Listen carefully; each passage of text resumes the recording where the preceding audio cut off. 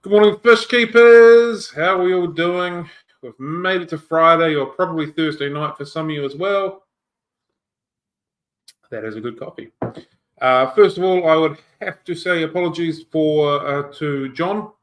He's not going to be with us today. He is feeling unwell, so rest up, buddy, and hopefully you're feeling better in the next couple of days. With that being said, we have our guest sitting in the green room. We'll bring up. Here we go, Lowell from Lowell's Fish Labs. How are you doing? Good morning. I'm doing wonderful. How are you? Good, thank you. Thank you very much for joining us. It's much appreciated. It's fantastic you're willing to share some of your time with us. Thanks for having me. No worries. Can you please just give a bit of an introduction to yourself and let people know who you are? Yeah, sure. So I'm Lowell, a fish keeping hobbyist. Pretty heavily into it for the last few years. It eats up a lot of my time. Since late 2020, I have been the voice and disembodied hands behind Lowell's Fish Lab on YouTube. If anyone from that channel sees this, they're not going to recognize my face. I don't appear on camera, but I think if I hold up a hand, they'll recognize the back of my hand for sure. So you can verify this is actually me. I was going to have a pipette that I use to feed and it's me. But yeah. Other than that, I'm useless without structure. Where do you want to start? Cool. Okay, we can work with this. Oh man, how poor is that on my behalf? I've normally got a whole list of questions sitting on the other screen that I didn't push the right button with before we started. Okay, give me 3 seconds. Let's open the window. And just for the record, everybody, I am already having internet issues, so that'll be a fun time. Cool. Can you share the story behind your interest in fish breeding? Fish breeding or fish keeping or both? Well, we can start with fish keeping, then we can go into fish breeding. Sure. Well, I've had aquariums and fish on and off throughout my life since I was really young. I texted my mom this morning to ask her, hey, how old was I when we had our first fish tank? I think it was a 5-gallon with some neon tetras and a apple snail, I think it was. And I think we have it narrowed down to 99 or 2000. So quite a ways back. Yeah, we had one tank that was a lot of fun for a while and then put it away. And I didn't keep any fish again until I was a teenager. I set up a little native tank, caught some stuff out of local streams and kept it for a while. And then after that, nothing for a very long time until fairly recently. I kind of swore off of exotic pets almost entirely. You know, cats and dogs are fun and easy to connect with, but kind of my experience with myself and just watching other people with exotic pets is, you know, you get them and they're really exciting, they're really interesting, and then once you've seen them do all their tricks, they kind of lose the appeal, and then you're just taking care of it, you're just housing it and storing it, really. And I don't think that's not fun for the individual. It's not exactly fair to the animal either. So I just completely swore off of it, and I told myself one day when I had loads of time, like a retirement project, I would make a really cool aquarium. And then somewhere along the way, I kind of had a mid or quarter life crisis, whatever you want to call it, and decided, you know, you can't wait until the end of life to start doing the things you really want to do to enjoy it, right? So I said, I'll give it a shot. I got the openness back to keep some animals. And nice. What got me back in as an adult was actually trying to do aquaponics. I was trying to, you know how those work, where you have the fish water feeding plants in a circulating system. Yeah, I wanted to do one of those and maybe do like an herb garden inside, powered by a fish tank. And I thought, if I'm going to have fish, they're going to be cool fish. And I started researching how to take care of them, and pretty soon after that, I had an accidental spawn, and then really dug into trying to read and research how to take care of the fry, how to raise them. They happen to be egg scatterers, which is, on the difficult side of fish fry to raise. Yep. So it was really challenging, and it went okay, but I wanted to do a lot better. So I just kind of went down the rabbit hole and kept reading and researching. And shortly after that, maybe 2 months later, another species in a different tank, because I started getting more tanks real quick. Another species spawned, and I couldn't believe it. And I just kind of got hooked The first couple of times I saw it, I got hooked and just decided this is something I want to commit a lot of effort and time to. So now it's all I do. Cool. And how did the YouTube channel, the video recording of that come about? So YouTube was just a silly idea one day, honestly.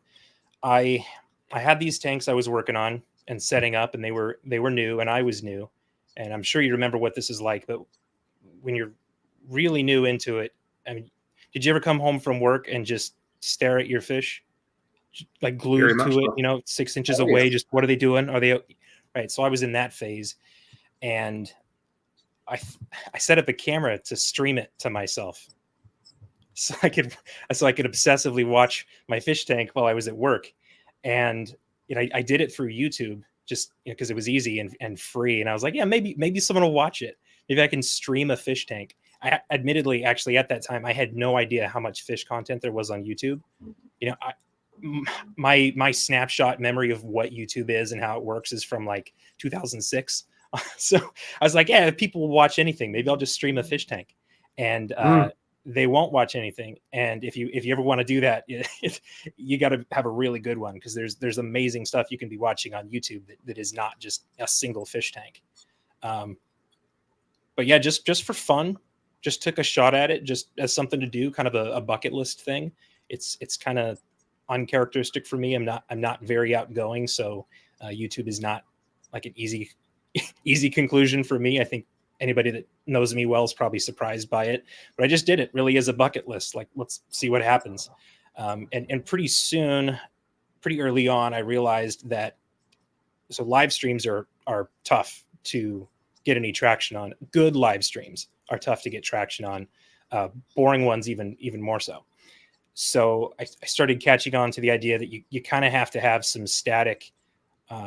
Evergreen, I think, is a term I've heard for the video style, where it has value far beyond just that moment in time when you record it. And I said, I realized that's what you have to make at least first to kind of attract an audience, and then maybe you can do other things from there. So I was thinking about ways to make evergreen videos, and at the same time, I was struggling with being new to fish breeding and keeping fry alive. And I was really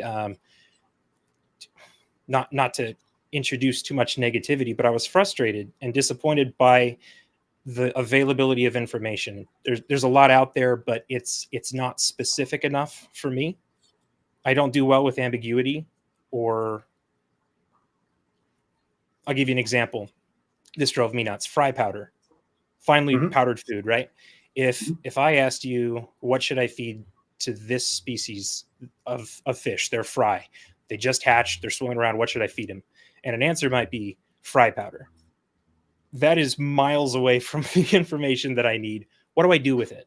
Physically, what do I do with that fry powder to get it to where the fry can eat it, right? So that's the level of detail that I wanted, and I was having a hard time finding it.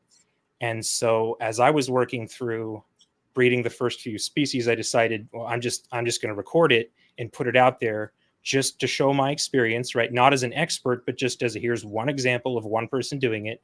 And I'm going to show you in detail what I did physically, and maybe that'll help the next person. And people watched it, and they keep watching them. So I keep making more. They certainly do keep watching, and I absolutely understand why they keep watching. You mentioned then that the detail was kind of lacking or available. 100% what you do fills that void significantly. Oh, thank you. Yeah, you do a very wonderful job with that for sure. We've had a couple. Get far away. I just gotta say, it's really hard to keep repeating detail. Like when you do the same thing over and over again, it gets so routine that I'm starting to forget, and I fight with myself all the time to try to not omit information and keep saying the details so that I don't start disappointing people the same way. But so thank you. I appreciate hearing that. We've had a couple of questions off the floor, so we'll bounce from sort of the structured questions we've got to people asking sort of throughout as we go. Okay. Aquatic Moose has said, if you've already addressed this, I'll rewatch, which we haven't. What are Lowell's overall thoughts on doing a 3D print fish shop? I am not quite sure what that question means, but if I had to guess, it sounds like they're asking, would I sell 3D printed fish equipment? Kind of sounds like that. And if that's the question, or maybe one that is based around that kind of equipment, possibly. Yeah, I do. I started earlier this year. I started actually shipping and selling 3D printed equipment. Yeah. So my thoughts are good. It's been a lot of fun so far. JT Fish Keeping has asked, what fish do you think are the best to breed for profit? Okay. Sometimes it's going to take me a second. Let me think. All right. Take your time. I think that really depends on your area. There's probably some favorites no matter where you are, but it's going to depend on your local market and what people want. In my area, Corydoras do really well, though they do take a lot of food to put size on. So cost effectiveness, I don't know if that's a great one, but Corys do really well in my area. Everybody wants rams. Angelfish are okay-ish, but everybody wants rams. Gosh, for profit, if you've got a market for cichlids and Corydoras, I think that those are excellent. Schooling fish, there's always a lot of demand for, but the price that you'll get for them is so low. I mean, you're competing with farms that are producing them in insane numbers, and it's just not worth the time. So I feel like you kind of have to take a step up and go to something that is both harder for the shops to get and get healthy, and also worth a bit to make it worth your time.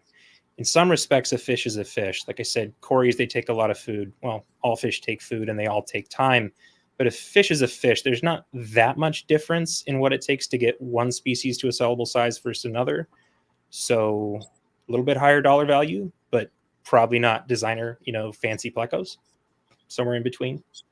Other than that, you just got to go look at the shops and see what are they selling, because that tells you what are people buying.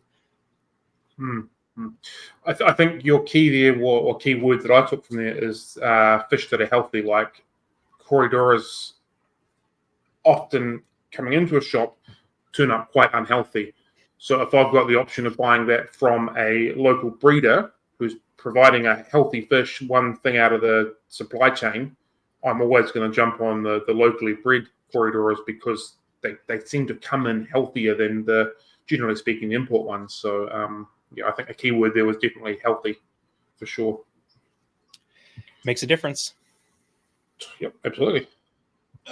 And another question here from Zim, which I think is actually a phenomenal question.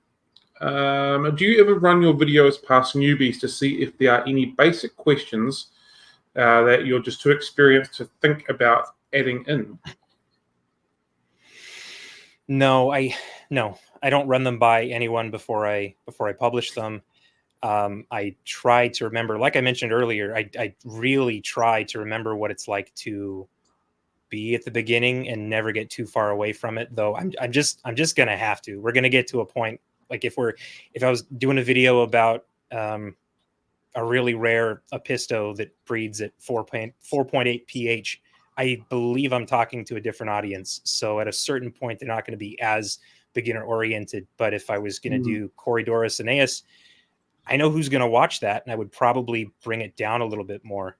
Like I said, I don't run it by anyone because I don't really have anyone that's a beginner to run it by. But I do think about it a lot, and the comments tell me. The beginner questions are all the same, no matter what species you're dealing with. It's all going to be about water changes, basically. What do you feed them, and how often do you change water? Is kind of the level those questions are at, and the answers are almost all the same, no matter the species. Cool. You've recently released a video of breeding hatching corridors out of water. How did that come about? A comment on an earlier video about killifish. Someone mentioned that they were incubating their killifish eggs by wrapping them in a damp paper towel and putting them in a Ziploc bag, right? So creating 100% humidity, which makes some sense. Right? If the water can't evaporate, then the egg won't dehydrate, and there's reason to believe it might stay alive, right? That makes some sense. There's problems with it I can think of. There's some issues with not being underwater that still I go, I don't know about this. But I just wondered to myself, what if it works for Corydorus too? And I had several species spawning at the time, and I thought, let's give it a try and see how productive it is and how to hone in a little bit better, see what works, and share the results. Cool. Fantastic. And it does work. If anybody hasn't seen that, it does work. You can incubate Corydorus eggs out of water as long as you keep them in a humid environment. It has several weird impacts. The viability rate is the highest I've ever seen. There are more eggs with fry in them at the end than I have ever seen. Wow. But and a good number of them hatch, but the number you gain from extra viable eggs is lost by an increase of deformity in the fry, because not being in water for that time, there's something about being in water that I think changes the material properties of that egg membrane. And when it comes time for them to hatch, it's too tough and it's retained too much elasticity and they can't bust out. So they spend too much time in that egg. Maybe it takes them an extra 24 hours to get out, or maybe they never get out. But when they do finally, they're warped, they're curled. I've seen that the whole time I've been dealing with Corys. If they spend too long in the egg because they're a little weaker, they come out curled up, and their spines never straighten. And so there's a greater incidence of that kind of eats up the numbers that you gain. But fungus becomes an absolute non-factor. So there's something of value there. And I think maybe the piece with the greatest value is a bunch of people watched that and said, I wonder if it would work with X, Y, and Z species with a different type of egg. And I bet it does. I'm waiting for someone to go take a slate covered in angelfish eggs and seal it up and come back and go, it worked. It worked. I had it sealed up for a day and a half, and then I dunked it in water and they were perfectly fine. I think a lot of people are going to find other ways that it works without that negative impact. And that's exciting. I'd be also curious to know the long-term effects or not effects for the fish as a long-term project, of course, as well. Like, does it increase lifespan, decrease lifespan, like all the other things that are going to be quite hard to gauge unless you've done it for multiple years that way? There's always the possibility that a weird thing you do ends up coming around 3-5 years later. I don't know, and I don't know if I'm ever going to know, because I'll sell these before 3 to 5 years. But they're in the other room right now, and they look absolutely normal, as they should be for this age. So no ill effects yet. Yeah. Your comment about them coming out sort of bent kind of reminds me of how zebra plecos can get a bit of a snub face to them if the water's too hard, because they struggle to get through the egg casing as well. And exactly. While they're young and soft, it seems to push them, and it's a very similar type process, I would suspect, on the surface of that. Yep. Cool. All right. What else we got?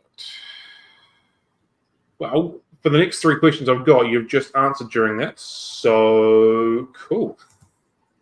Sorry. That's all right. We can go through to one of the comments we got in the chat. Aquatic Moose also asks, is there a way to get eggs from Corys that eat them as they're being laid to avoid this scenario? Yeah, you stand there while they're doing it, and right after they're laid, you reach in there and you get them. I'd go with a spawning mop. I think the default for a lot of people is the Corys lay eggs on the glass. And it actually took a while for me to get exposure to the idea that they would spawn in a traditional acrylic yarn spawning mop, but they will. They prefer them, at least the species that I've dealt with so far. Especially if you point water flow at them. Like, let's say you have a filter, a power head, even maybe a source of air, an air stone underneath it, creating current. If you create a current that the fish can feel around that spawning mop, they will preferentially lay their eggs there. And they probably, even in nature, have a preference for marginal vegetation rather than hard surfaces, right? I've heard people say that a few times about cories. There's no glass in nature, so them spawning on glass is not responding to something they're used to in their natural habitat. Sure. Rocks or wood or marginal vegetation, I would have to imagine. So they like it. So you hang one of these mops up kind of high in the tank, because they do like to go higher usually. You point some water at it, they will spawn there. And especially as the mop is kind of moving around in the current of the water, it will reveal and conceal and hide the eggs and make them a moving target and a concealed target, and they just will have a hard time finding them and eating them. And then that should give you an opportunity, because I'm assuming you're probably not away from your tanks for more than 9 hours, right? A work day in a given day. And that would give you enough time to go pull them. Cool. Well, while we're on the subject of quarries and catfish, is there a particular prepping method that you go through? Is there a food routine, water change routine, hardness, all that kind of stuff that you use prior to spawning? We're talking about quarries? Yeah, we're on that topic, so we can continue working with that. Yeah.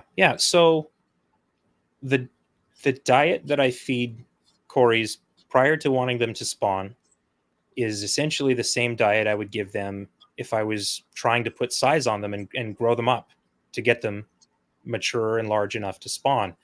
So one just kind of bleeds into the other. I get new fish, and they're usually pretty young. I would have to guess 3 or 4 months old. Usually store size seems to be 3-4 months old from what I can tell. I bring those home, and I'm just feeding them every day, feeding them high quality foods with a lot of protein, a lot of fat, a lot of whole foods, right? So a lot of brine shrimp when they're young, and even when they're older, good high protein pellets of a good quality, wormy stuff like tubifex and bloodworms, and anything else that's good like that. And that's the same thing I would give them to try and help them grow quickly, so I can spawn them later. And then when the time comes that they're physiologically ready to spawn, it just happens. Usually it just happens. After a water change sometime, I'm just taking care of them and feeding them well. And then one time I do a water change and they start showing some interest in spawning, or I find eggs. So usually I find eggs from an accidental spawn first, just due to good feeding and good husbandry. And then I decide to put effort into it. I go, okay, next week, for the next week, I'm going to feed them a little extra. And then on Thursday or Friday night, I'm going to do a nice big water change, slightly cooler water. And the next morning, probably watch them spawn and sit there and film it. Cool. Just out of my own personal curiosity, how many species are you currently working with, or keeping even, of fish in general? Quarries. Oh, gosh. If I had to guess, probably 18 to 20. Mm-hmm. Cool. And is that you actively trying to produce all of them, or is that just I've got fish at the moment of that many? So there's always a rotation, right? What I have right now is a combination of fish that already spawned and the fry are growing up, and because it takes time, right, to move them on and rehome them, sell them, whatever you're going to do. It takes time, and that's one of the biggest bottlenecks to breeding more species per year, is the tanks are just occupied by the fry of the previous species. It just locks them down. So I'm always holding on to probably a third of the space is fry that were already produced, and another third are species that are actively spawning, and the last third would be I'm getting ready for 6 months from now or a year from now. The fish I'll be spawning then. Yep. Cool. Another question from Aquatic Moose again. Does tank size matter when growing out fry, or does it not matter with enough water changes? Yes. I've been trying to think of the right way to answer questions about water changes, because that's one, like I mentioned, that I get a lot.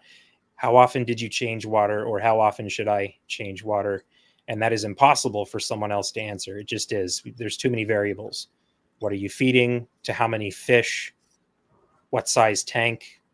What filtration? What's your water change schedule? I'm sorry, that's the question. What should it be? Those are all variables that lead to water change schedule. And you can't prescribe that for someone else without knowing a lot of detail. Tank size does matter for a couple of reasons. Let's just say you're past the point where the fry are easy to feed. In my opinion and my experience, when they're really small, it helps to have them in a small space because it's easier to feed them. But let's just say they're past that, and now they're readily able to move around the tank and find the food that you're giving to them and eat it. So at that point, you have water quality concerns, and you have, in some species, hormonal influences from them being concentrated in water. They can growth inhibiting hormones could be a factor for some species, and a concentration would be a factor of how much water volume, right? So that it would matter there, and in preserving water quality. As the fish are expelling ammonia, how high can the concentration reach before your filtration has time to process it? So there is a buffer, a margin that you can buy yourself with larger tank volumes to process more food without reaching such a high concentration of ammonia before it's processed. However, it is possible, and I do it routinely. It is possible to grow a really absurd quantity of fish, of juvenile fish, in small volumes of water. And that would come down to water changes and adequate filtration. I would tell most people to worry less about having a perfect water change schedule and worry more about making sure that they're filtering that water effectively all the time, and that they're not feeding so much that they're just blasting that water chemically and doing harm to the fry. Stunting is the thing you would want to avoid. If you chemically harm them, you'll see stunting. They'll stop growing and either die or just stay small forever, which actually down the road would lead to some premature death. But stunting is the consequence to avoid there. Hope that answers the question. That was a phenomenal answer. Yeah, I think it absolutely does answer that question. Another question. Luke has said, still waiting on the fry tray egg trap adapter to materialize. I'm not sure if that's a person-to-person joke or not, but there we go. So I think he's talking about the automatic egg collectors, the air-powered ones. Are you familiar with those? Yes. Yep. So people have been, since the fry tray came out, people have been requesting some kind of an adapter to connect an automatic air-powered egg collector to it. And especially recently, because I showed just a simple passive egg trap that I've been working with, and people seem to enjoy that design, but there were many, many requests for an egg collector. And not to spoil the surprise, but I've already made several. Actually, I've been working with them for several months as kind of like a request project. Actually, one person brought me a use case for an egg collector that was compelling enough that I said, all right, I will make one, because they're already out there. The reason I haven't made one already is they're already out there, including 3D printed models. I think I've seen several. So it's not a gap, right? I made the fry trays because there wasn't anything like it that you could just buy or 3D print. But there's already an egg collector. But I'll talk about it more a little down the road. But there's a very prolific pufferfish breeder. This gentleman reached out to me and asked if I could help him come up with something large enough for spotted Congo puffers. And I thought that's an interesting problem to solve. and we kind of worked up and tested a really great design that he's been working with and I've been working with, and I'm currently collecting eggs and fry with it. So more on that soon, but it's coming, Luke. So give me a bit. I'll get you covered. Another question from the floor. Jody has what's your method to catch hill-stream loach fry without tearing down a tank? Do they have to be fry? Would be my question. What is fry? Do you mean fry or do you mean offspring? Like do they look like a loach or do they look like when they're babies? I guess when they're little babies, they don't have the wings that suction to the tank glass. They don't stick to the tank glass. They look more like Corydoras, actually. They're freaky. If you see one and you don't know what it is, you might think it's a Corydoras fry when you first see it. It's over the first maybe month and a half, I forget what the timeline is, that their pectoral fins go from vertical to horizontal, and far after that they spread out enough that they can actually grab onto the tank glass and hold it. So if they're really young and they're young enough to not kill just by netting and moving them, I would just net them. Past that, once they're actual loaches and they're sticking effectively to the glass, the way I did it was so you can net them. You can catch them with the net easily. A lot of times they don't even run away because they know they've got a firm grip. They're just looking at you like, do your best. I'm not going anywhere. If you can get them on the glass and get a net around them, you can pull them up to the top. And then from there, if you can get something that wouldn't hurt them under the back of their tail, think like a plastic credit card, or it scares me to say razor blade, but if that's what you have and you're careful, you know what I mean, some kind of a scraper, get it under the back of their tail. And if you start lifting their tail up, it will break the seal of their fins and they'll fall right into your net. So you pull them up, tilt the net forward, lift their tail, and they fall right in. And that's about the only way that I found to do it efficiently. Cool. Sweet. Cool. Yeah, yep. Jody's old enough to look like me, so yeah, that's been cool. I would like to know what your process for your video is, kind of stuck, how the process looks.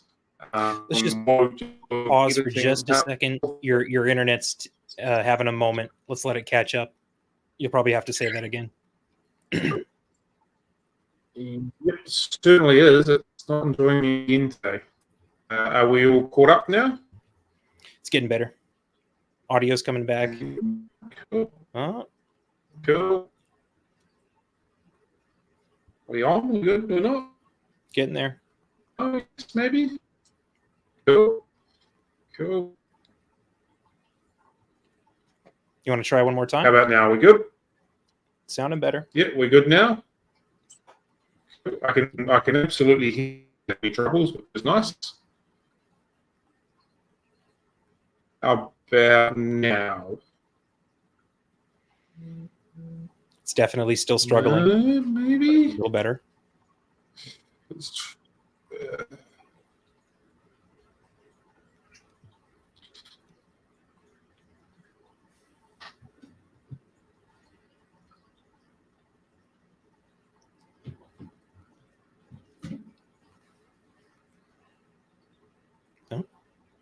Now it's paused completely.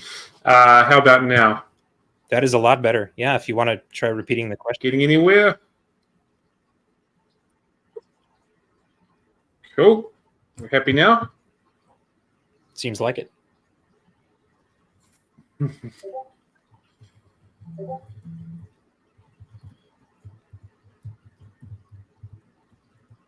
No go?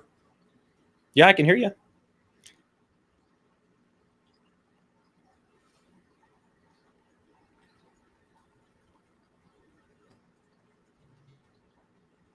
Huh? Are we back?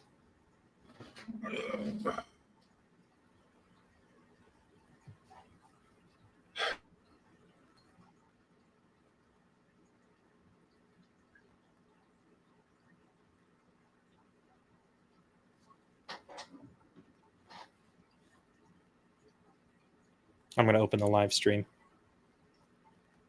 How about now? I can hear you.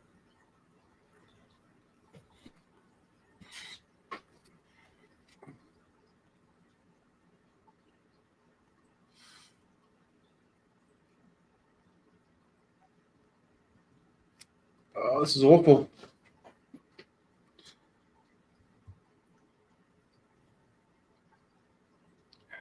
I'm just going to grab a question until you start feeling okay. Cool. Yeah. Okay, according to my Corey video, do I think I could have success by suspending eggs above the water line and boiling water from an air stone onto them? Probably, but why?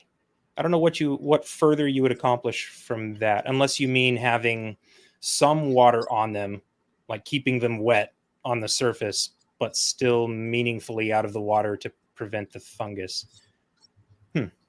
Maybe.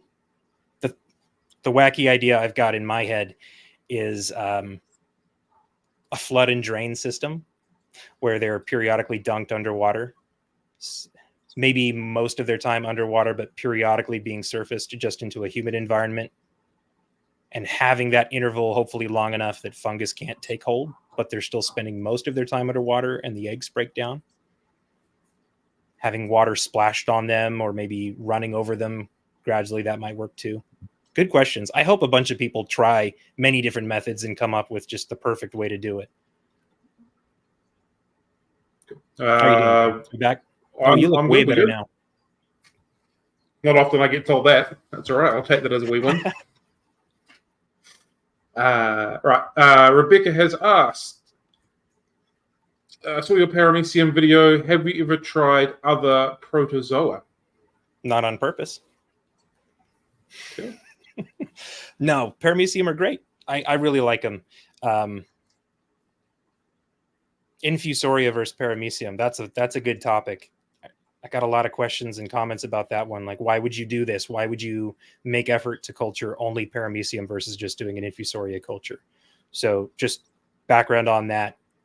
Really common approach would be make some dirty water with food for ciliates like that or other infusorians, and then introduce some tank water that should have some individuals in it and let them reproduce and turn into a culture that you can use to feed fry. So that is certainly a way to do it. It's a mixed bag. You never know what you're going to get. And along with the species that you want or the group of species you want, you might also get their predators like amoeba or what do you call them? The cyclops, the predatory of small stuff like that. So you might have a culture that starts and then come back later and it's all cyclops. Where did all the good stuff go, right? So you don't have a lot of control over it. They also can kind of boom and bust a little bit more. Whereas what I chose to do was get a clean culture from Carolina Biological Supply, which is a great company. They'll sell kits to ship out to students, really, I think is what their target market is.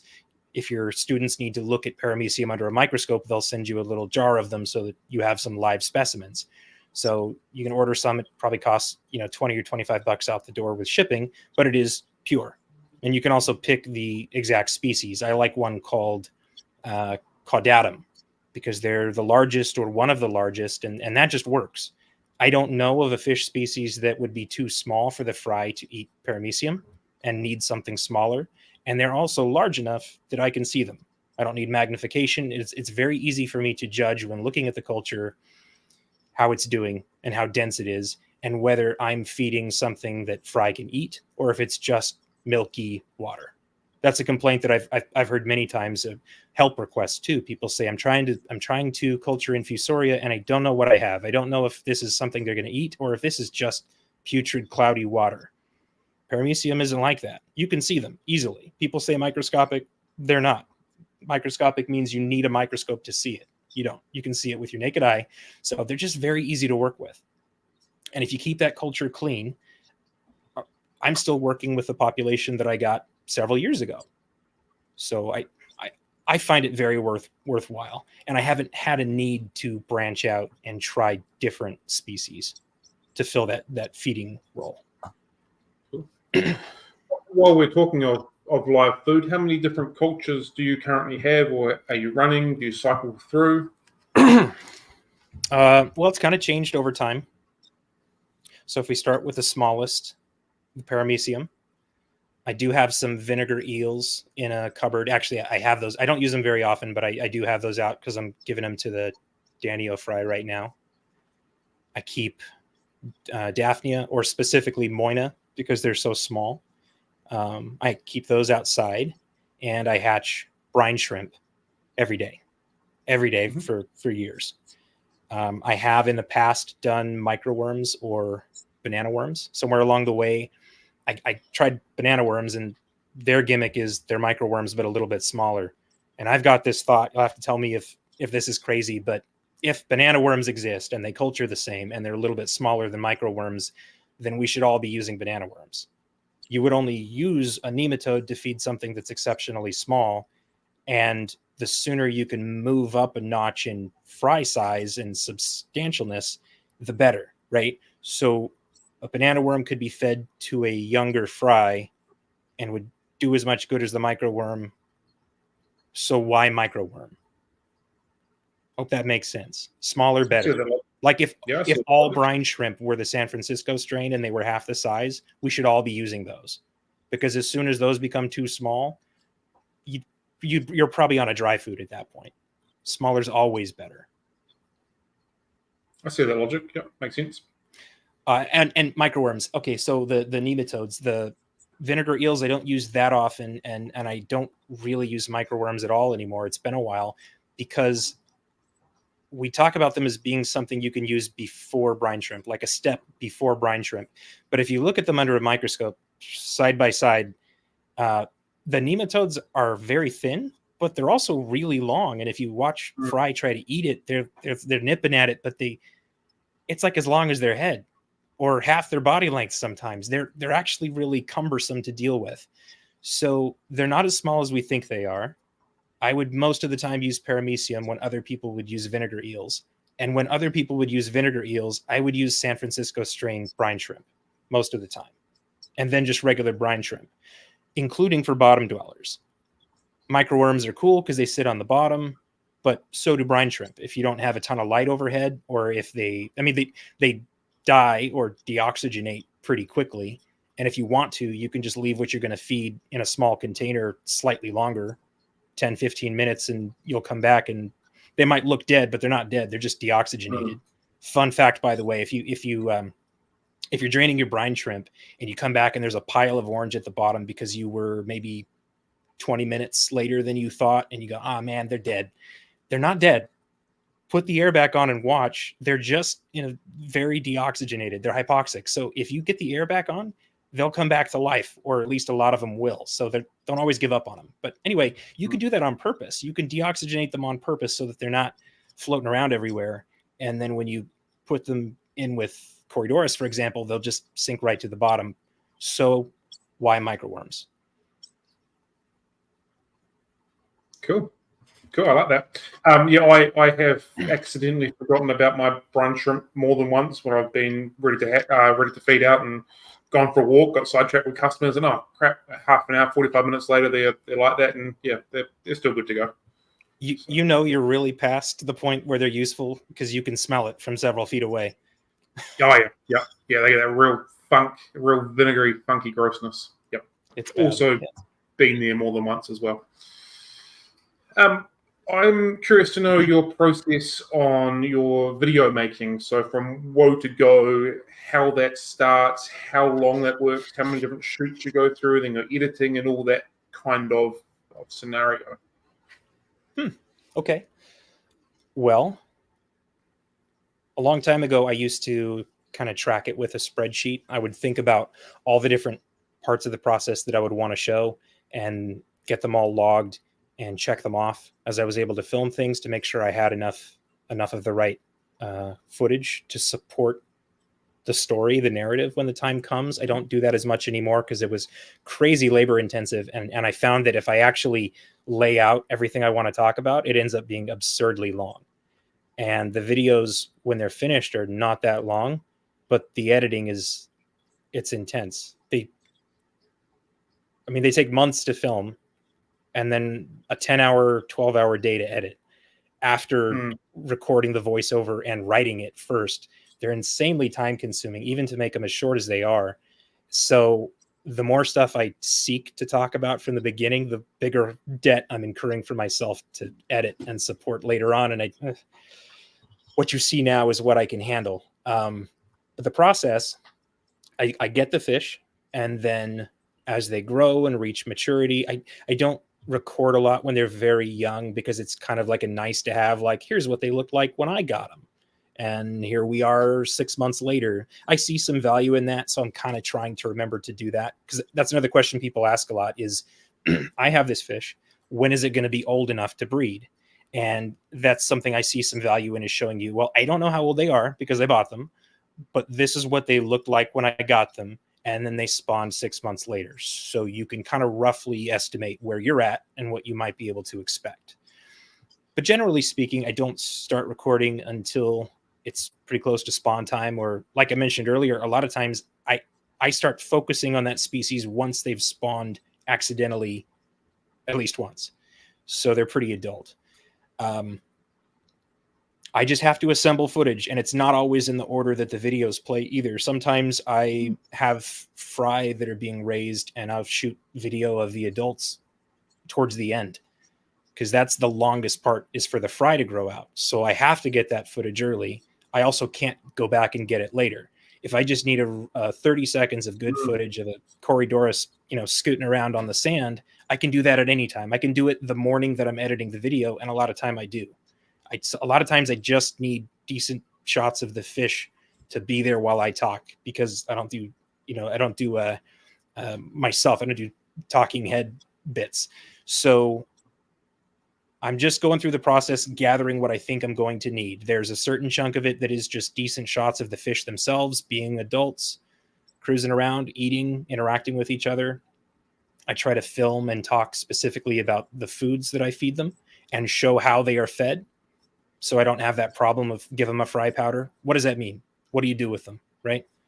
Tube effects. What do you do with tube effects? And I show them, they're on the bottom.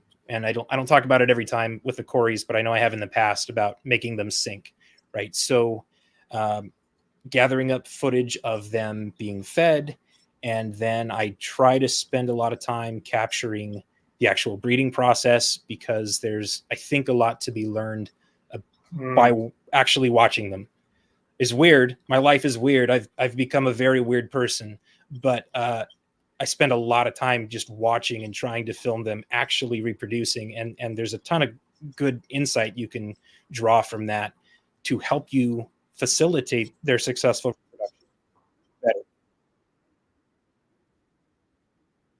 How am I doing on answering that question? What's the process?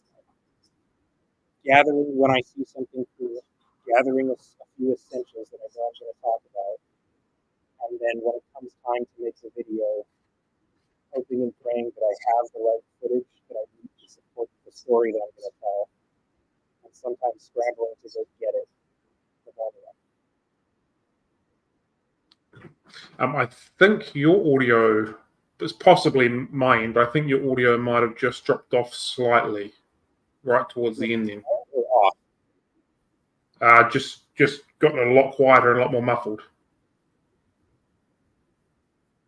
We're having a great day, aren't we? Aren't we just? How is it now? That's better. Yep. Okay. No, we've gone back. Yeah, no, we've gone back to lower volume to where you were. Am I touching something? I don't think so. Let's ask the chat. Is it me? Yeah, there's a few people saying that your audio's dropped out a little bit. I'm assuming they would say if mine has, because it's pretty common for stupid things to happen at my end. Okay. Right device. Yeah, it's on the right device. Gosh, I don't know. How is it right now? Any better? It's definitely better. Yeah. Yeah. I'm just going to get a little the mic a There little we go. closer to make sure it's dynamic. So if I turn this way, you probably can't hear it. So I'm just going to huddle up a little bit. Cool. All right. Just on your video processing, you said that you essentially write your script and what you're going to say. Do you voice over before you edit? Do you edit then voice over? How do you time that? That's really curious to me. Yeah. So I usually make them on a weekend, and maybe Saturday I'll sit down and write out what I'm going to say, what I'm going to talk about, and then I will usually record the voiceover the next morning, first thing in the next morning, because my voice gets tired. Actually, I got this weird thing where the later in the day it is, my voice gets strained, even if I haven't had to talk that day, to the point that it gets painful. I don't know what that is, but it's way easier for me to just physically speak in the morning. So I try to record the voiceovers first thing in the morning, the next day, and I just record them, and like I said, hope that I have the footage to support it. And then I get into the editing software, and everything is timed and edited around the narrative. And I'm just trying to find a piece of video that supports the words that I'm saying at that moment. Cool. And they typically shift scene in a video sense where a paragraph would end if you were looking at the writing, I guess, is kind of the cadence, if it works out that way. Cool. I find that really interesting. I've given the odd attempt at voiceover, and I've always recorded the video, edited the video, and then talked to it. And sometimes feel like you're kind of rushing to finish before the next thing comes along. But if you know you've got the audio, the words sorted, and then make everything match that is really, that's cool. The word is the important part. The video is just keeping your eyes busy while you listen. That's not entirely true. In a making a video sense, I think that the words are the important part. They totally set the tone. Everything follows the words, the story. But actually, the whole reason that I make these videos is because I'm a visual and kinesthetic learner, and telling me how to do something does not help me. I need to watch you do it. If I don't see your hands doing the thing, I'm just not learning. So video is incredibly important. But the context, which comes from the verbiage, is most important. Yeah, wow, cool. That's fantastic. Cool. We've had a couple more questions from the floor. Ethan has asked, have you ever tried any of the freshwater pipefish species? With the automatic live food contraptions, I feel like would be a perfect candidate to get the best out of them. No, I haven't personally tried any of the pipefish. I've kind of been toying with the idea. There are a lot of oddball fish that I'm interested in, and also a lot of people would love to see covered because they're oddballs and they're usually a little less well covered in available material on how to breed them. So I know there's a lot of demand for it. The reason I don't very much is because of limited tank space. Right? I try not to just store fish. I'm not in the fish storage business. They're either going to breed, which means there must be a very real possibility that they will breed for me, or they move on. I won't keep them. So Coolie loaches, I get asked about Coolie loaches very often, and the simple answer is I would love to breed anything. You want to learn about it? You want to see it bred? I would love to breed it and show you. But I'm not that guy. I'm probably not going to be that guy. I'm not going to be a pioneer to breed a new fish no one's bred before, or breed this intensely difficult species. I'm just trying to do a decent job at the ones that are reasonably accessible to breed, and help other people do the same thing. I'm never going to be that pioneer guy. I just want to focus on the technique and help share it and help bring other people along enough to speak. So I am wary of bringing in cool and obscure species and having them just eat up tank space. And then you get one video from me a year rather than 5. It would really slow things down. Also, just a point for anybody who's thinking about getting into breeding fish or is already into it, and you bred a few species and it was really fun. Now you're thinking, all right, I want to go for the top shelf. Give me the weird stuff. I totally get the appeal. I understand, but always remember you have to have an exit strategy for the offspring. And pipefish, at least as I understand it, are one that you never really get off live food. So you have to be very careful and know that there's going to be a place for them. Or you're not just holding up the one tank with the adults. You might be holding up several tanks with all of the offspring because you have nowhere for them to go where they will be cared for. So this can shut you down and end the adventure prematurely if you're not careful what you choose to attempt to do.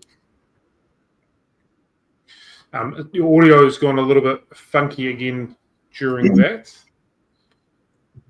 Not quite sure what's going on, but we'll fight through it. How about now?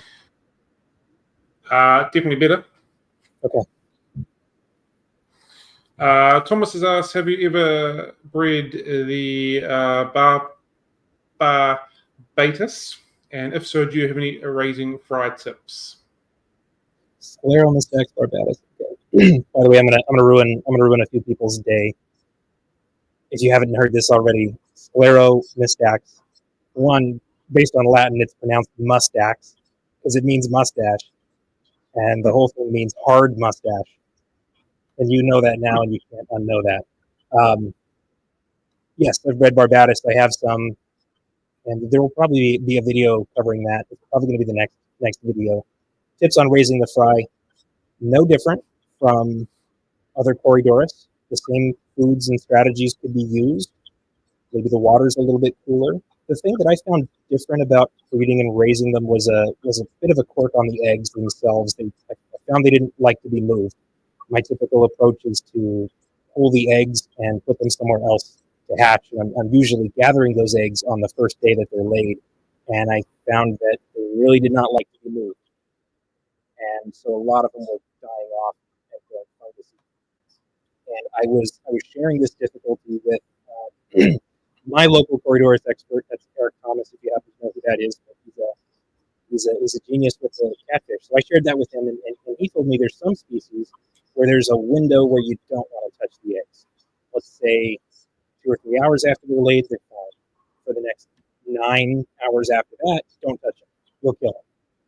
And then after those 9 hours, you're good to go again. So just maybe consider that, give it a try, and don't move them. So what I did is I just left the eggs where they were for actually a couple of days. I thought, in for a penny, in for a pound. But I just left them for a couple of days and then moved them, and then they hatched out fine. It was night and day difference. So, thank you, Eric.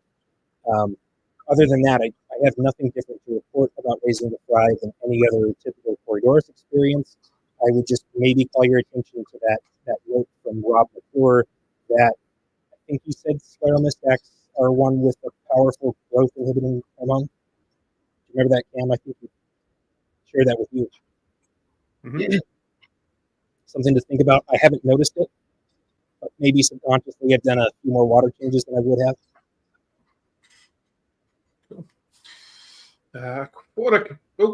Slipped away from me. Aquatic Moose has also said that they love that you know your lane and that you're pushing the narrative and exploring new ways to do stuff that everyone assumes is already figured out. It's because I don't research. Because you don't research? That's right, because I don't read. I do weird stuff because I don't take the time to look at how to do it correctly. And I'm mostly joking about that, but I did a lot of reading early on when I didn't know anything, and now I choose not to read because maybe I'll find something different along the way or find my own path. Maybe it's a different path, but there's always something to learn from it. So I do legitimately read less. I get pointed in the right direction about how to do things, and then I kind of like to figure out the rest on my own. I'm not big on reading instructions. This is so much fun to figure things out and problem solve. It's a good question, or something just popped up then is, so you don't read all that often. Do you have like a network of other fish keepers that you bounce ideas off regularly on thoughts, or you just go, nah, I'm going to do this, I'm going to work this out myself kind of scenario? Give it a go. Generally speaking, no, I don't. I don't have, or I haven't historically had a network of fish keepers to bounce ideas off. I would say I have been a lot more active at the local fish club as of late this year than in previous years, and I would recommend that to anyone who has access to a good local fish club. That's invaluable. So I would say I know lots of people I could bounce ideas off now, and I just did. For example, shared a difficulty with the Spellomistax with Thomas. He gave me great advice, and I don't know how long it would have taken me to figure that out.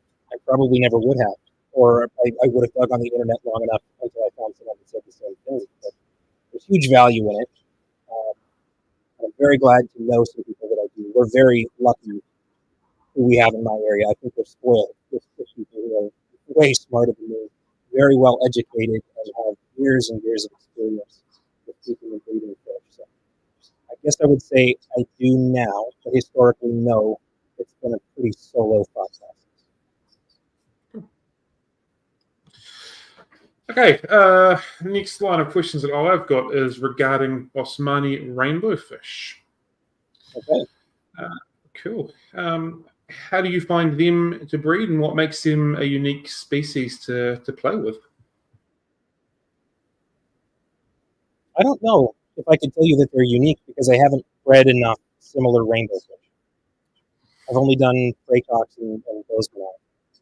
Mm-hmm. And so I don't know how to tell you if they're unique. They might be just like every other Melanotania or similar genus.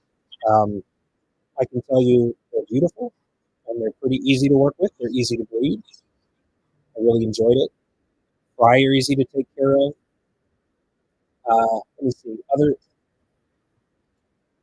The most interesting thing I took away from Bozeman, I think, was it really called into question how I would define what a mop spawner is. Because rainbow fish and killifish together are probably the quintessential mop spawners, right? Mm-hmm. What does that mean? What does it mean to spawn in a mop?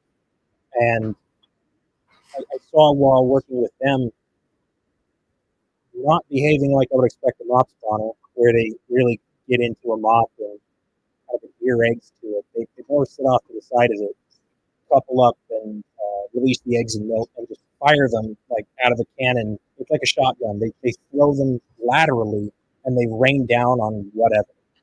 And in my case, it wasn't even a spawning mop. It was a tiny piece of Java moss on the bottom of the tank. And I mean tiny. I tried to show it on video, but the one that they actually spawned on the first time for me was so small and it was dead. I don't even know if they knew it was moss. Maybe they just thought of it as a bullseye. But it wasn't a mop and it wasn't at the top of the water. It was just so much closer to what I would. It doesn't get any more egg scatterer than what I saw them do. And it's on video. You can go watch the video and see what they did. I looked at it and I said, that is an egg scatter. It doesn't get more egg scatter than that. So what is a mop spawn? And I think I've kind of redefined that to myself as being adhesive eggs. If the eggs are sticky and they like to put them on plants, mop spawn. Other than that, it was pretty routine. Rainbow fish, as far as I can tell so far, they're pretty easy. Tiny fry, feed them from the surface, and just wait. They take a long time to grow, but not terribly difficult. Cool. Are there any signs that when they're ready to rock and roll? Do you pick up behaviors or traits of them, or they just kind of go? You mean the rainbows? Yeah. It's pretty easy to tell when they're interested, which happens pretty early, way earlier than you would think.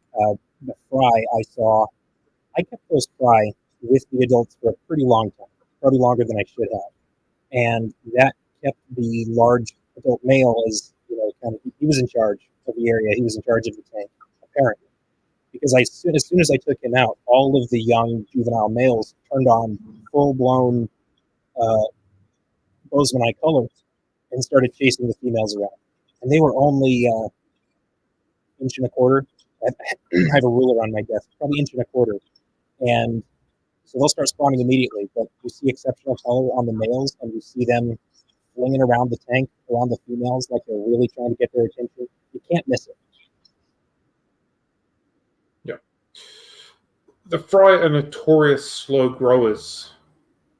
Have you found anything to combat that, or is it just one of those things that just has to be? I've not found anything that speeds it up. I think at that point you really can only do what you can to not make it worse. So good filtration, good quality food, try not to overfeed, change lots of water. All you can do is not make it worse. Yeah, they are frustratingly slow. They are, yeah. That's just my only bugbear with them. What are some common mistakes that you've kind of encountered with producing Bosmani? Or has there been any mistakes you've encountered with them? Not Bozeman. The whole defining characteristic of my experience with them was that it was overwhelmingly productive. They were prolific, required very little input from me, and the fry were easy to raise. Maybe that was unique. Maybe it was a fluke. It did happen twice. I reproduced it the second time to film it, but I found them very, very easy to take care of. Are you interested yourself, and are you struggling a little bit? What's that, sorry? Are you interested in breeding Bozeman, and are you having a hard time? Oh no, it was just we've got it as our questions. I've got a bunch of them growing up at the moment already.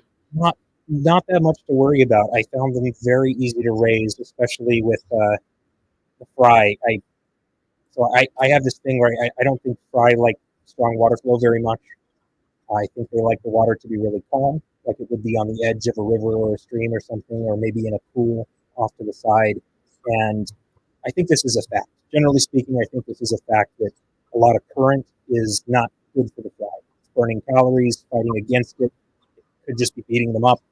And I would expect them to, like if you had a rainbow fish spawn, very small, very fragile fry, and if you had that in a fairly small tank with, let's say, a strong hang-on back, or a really, really strong sponge filter that's just churning the water, I would expect them to die. I would count on it. I would have bet money on it that it would kill them, or the vast majority. And it didn't. They just kind of stayed away from a sponge filter. It was really going. And I ended up using that to my advantage to just apply fry powder to the surface of the water and let the sponge filter break surface tension and allow that powder to rain down in front of them. And so the fry would just sit around the edges at a minimum safe distance from the column of rising bubbles and just peck at the fry powder as it sank. And it was, from then, the easiest fish I think I've bred so far, because all I had to do was walk by the tank a couple times a day, throw some fry powder on the top of the water, and then just leave. And then when they got slightly larger, I switched to the brine shrimp that I was already giving their parents, right, just a few more. And it was like there were no fry in the tank. It was so easy to raise the fry. It just takes it in.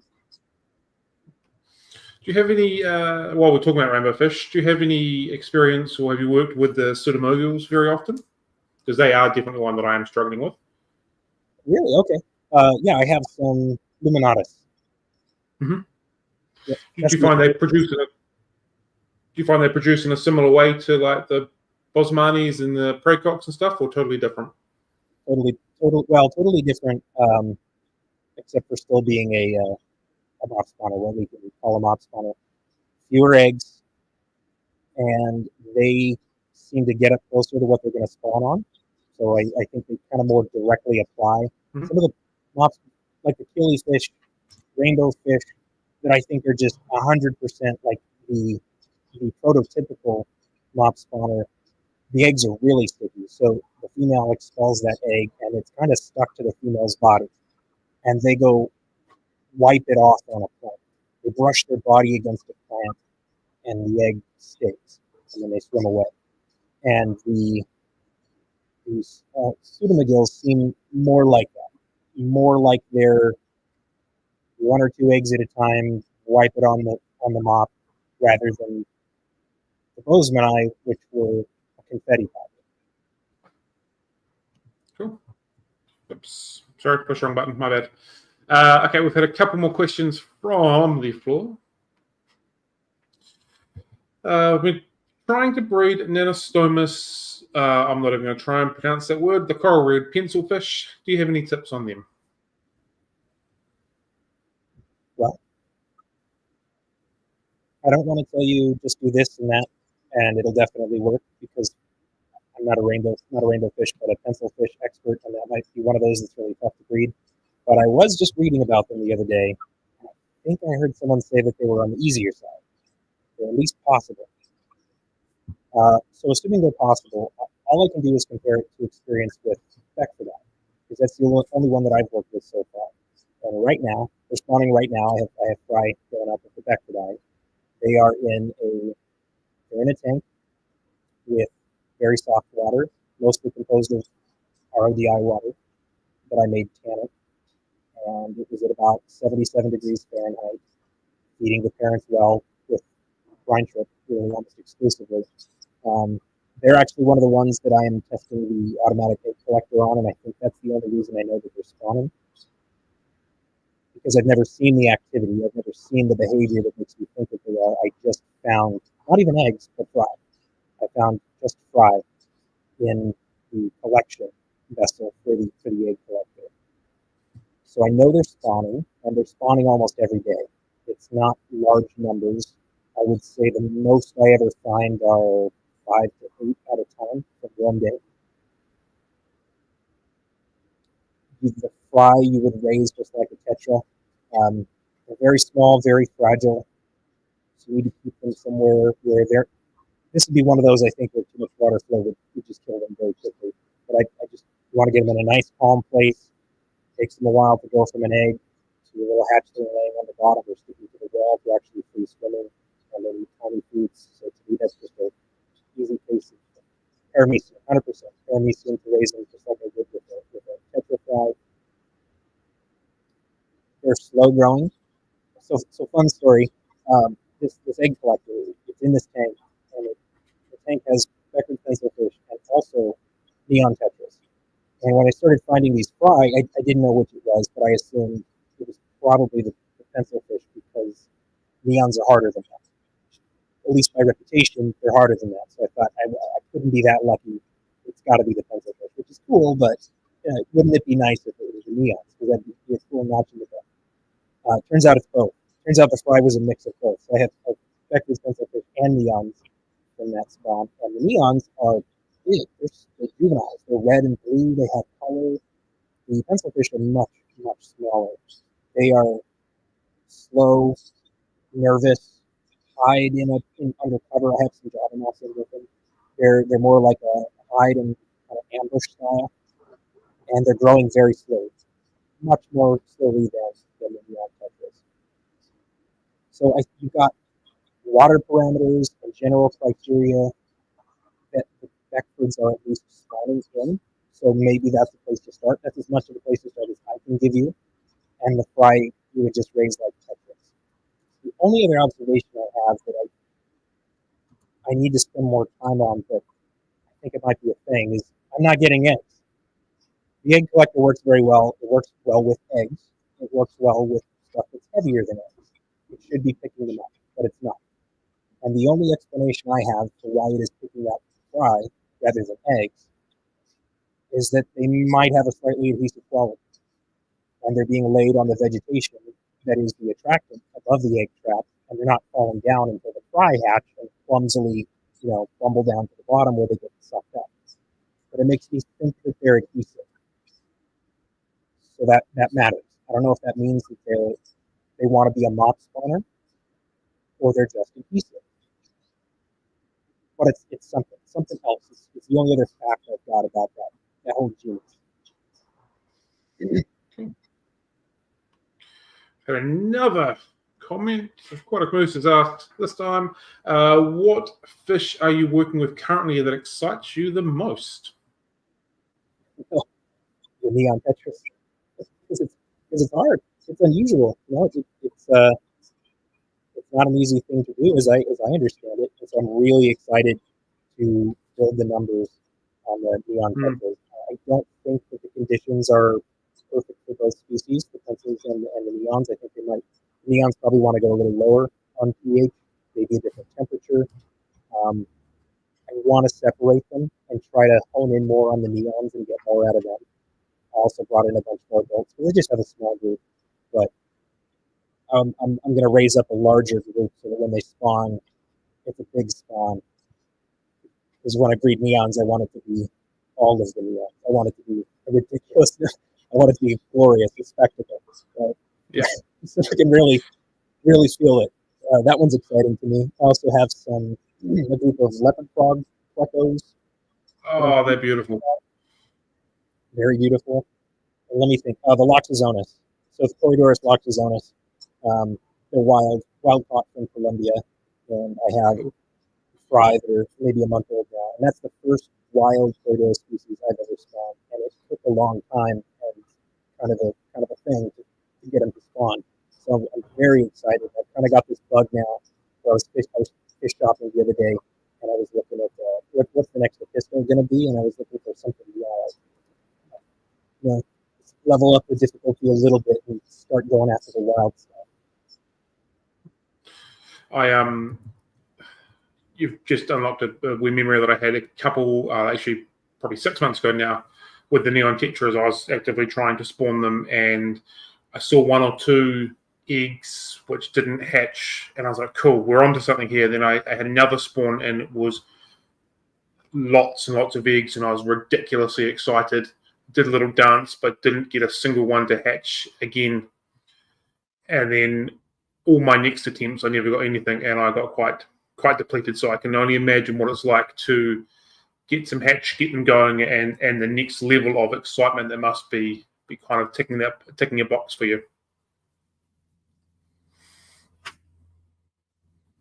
Ooh, you might have dropped off. If I dropped off. Maybe I have dropped off.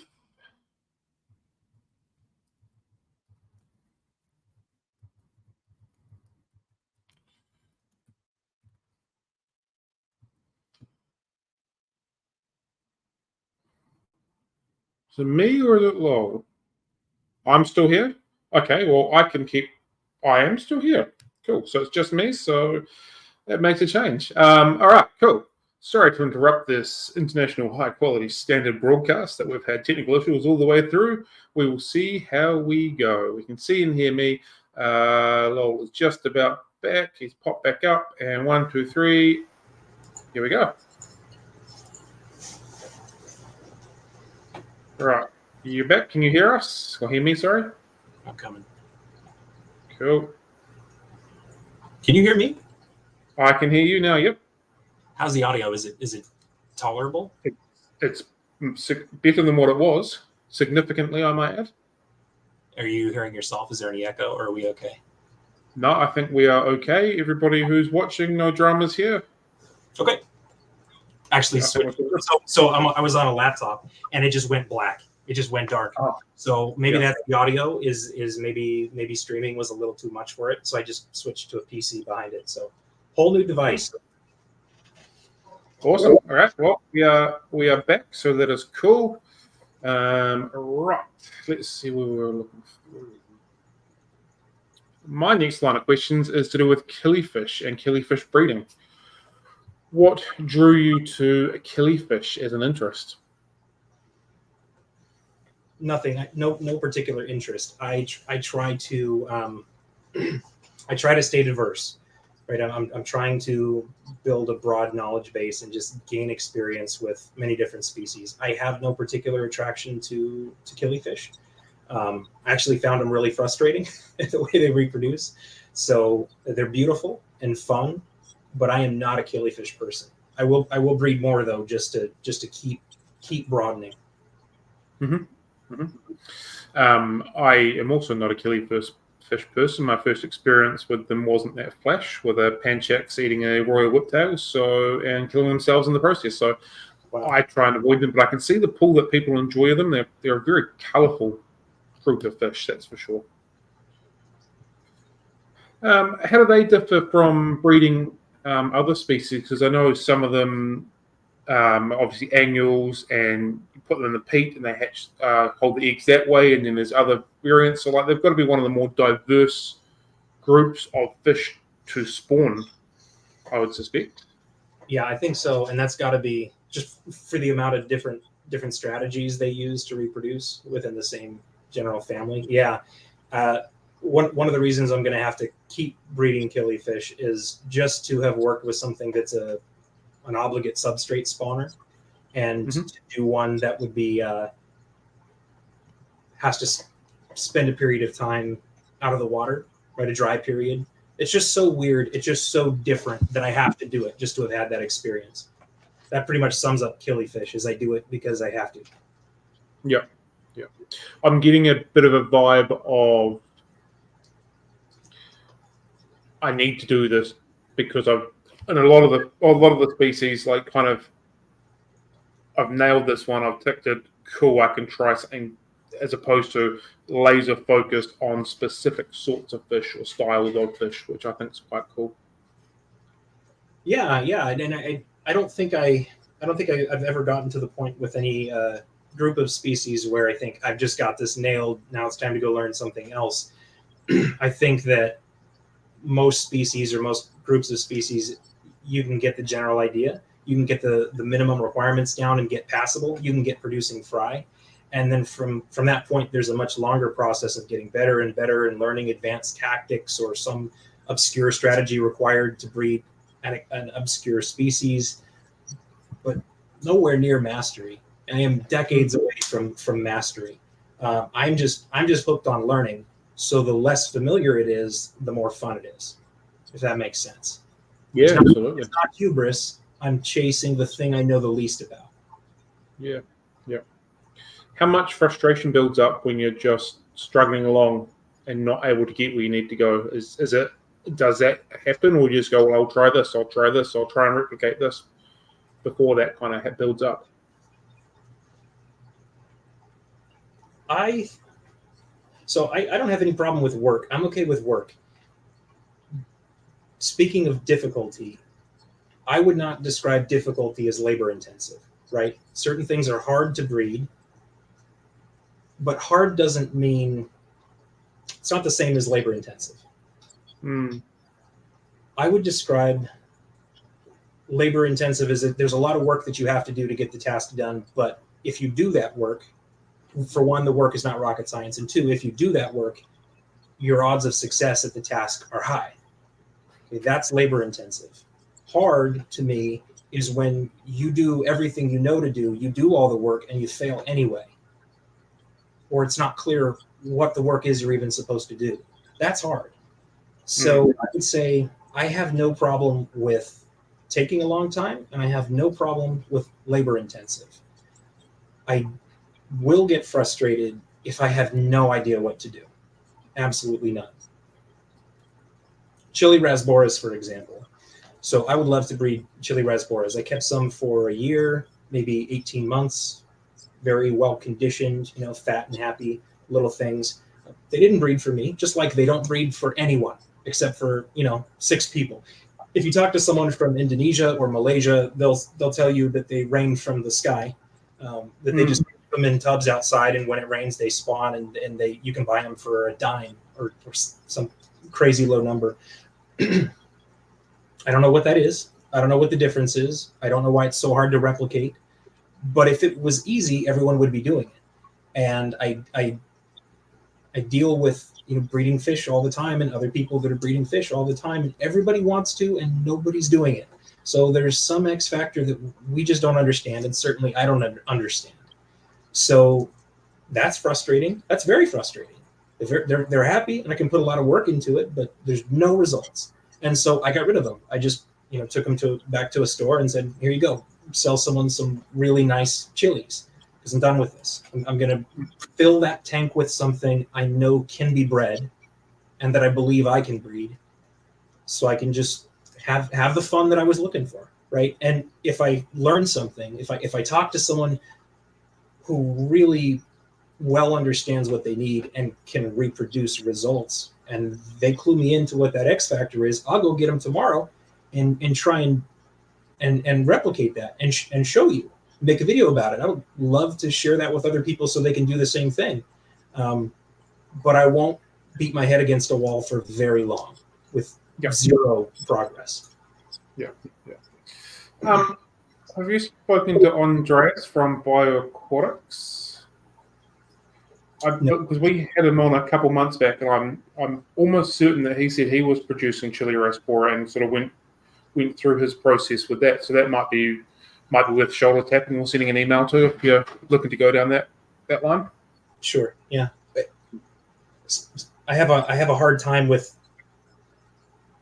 the way I hear the experience recounted, and I don't mean that to suggest that it's not true, but the people that I have heard describe doing it talk about it like it's no big deal. And if it was no big deal, we would all be doing it.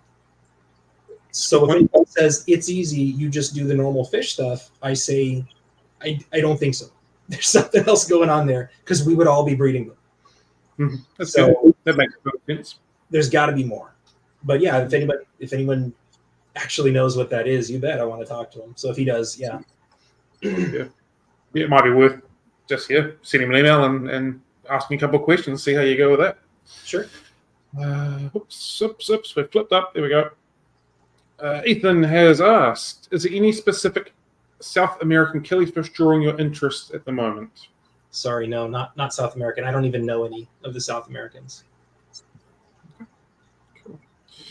I have a question, totally off topic. Are you involved in any line breeding, or are you not working specifically genetic-wise, spawning species-wise? No, everything's got to go. Everything has got to go. So I have room to work with the new species. I've had moments where I thought I would like to work with this thing and get it healthy and looking nice. Blue rams, for example, they're easy to get, but they're tough to get in a good quality and in good health. I think what I've seen in the last couple of years, which has been really, really frustrating to me, I think a lot of what's out there are poor quality black, not actual blue anymore. I think everybody's making black, and you've probably heard this, but a lot of the output from a black spawn is blue or in between, just super dark, right? And I've always wondered to myself, you get your 6 actual decent black ones that are worth the money you were hoping for, but then you've got the rest of this huge spawn of regular looking blue or unusually dark blue. What do you do with them? What do you do? I think they're just pushing them out into the market, and we're getting culls from attempts at black rams. Yep.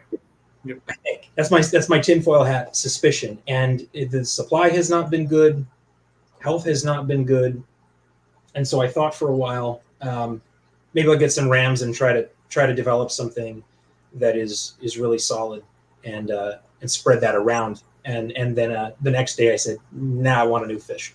So I always want to move on to something new.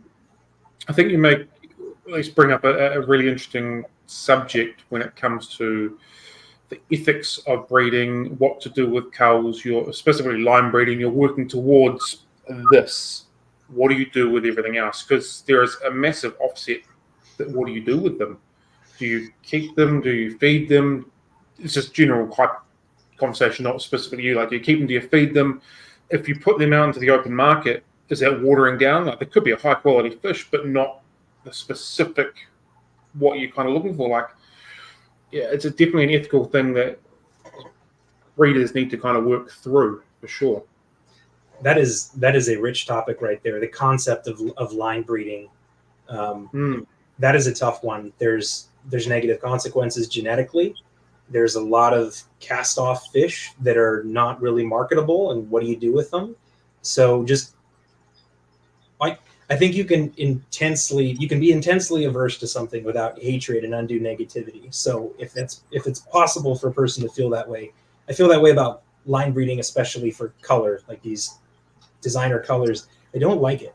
I think that the wild forms of a lot of these species are amazing and beautiful, and they're enough on their own. And I don't think the juice is worth the squeeze to abuse something genetically until now it's blue. Cool. It was a amazing red when you found it. Why did you have to turn it blue? And why did you have to destroy its genome to get there? I don't like that very much. And I don't like it's a rough hobby, right? Dealing with a lot of troubles. There's also a lot of death in it. There's a lot of sickness. There's a lot of that one just didn't make it. Like, why make more? It's already hard, right? So why make more? I don't like that part. I don't like anything where you're producing lives that don't end up having any value, and they become a problem, or they become discarded, right? So I don't like color chasing very much, and color enhancing, sure. If you want to, that one's the best of the bunch, and that one's the best of that bunch, and we're going to breed them together, and their babies are going to be awesome, sure. But fundamentally changing their color, I think is too far. And I also, to anybody that's really new, I would actually recommend steering away from any species like killifish, where no one wants the females. That is a part of it that actually makes me averse to killifish, is that the males are beautiful and the females are the worst looking fish. They're not even a dull gray or brown fish. They're a weird fleshy pink fish. No one wants that. I don't even want that. So I don't want to breed fish where I don't know what I'm going to do with the babies if they're female. You know, I don't like that. And all you can at that point do is pass them on to other breeders, which makes the whole enterprise a pyramid scheme.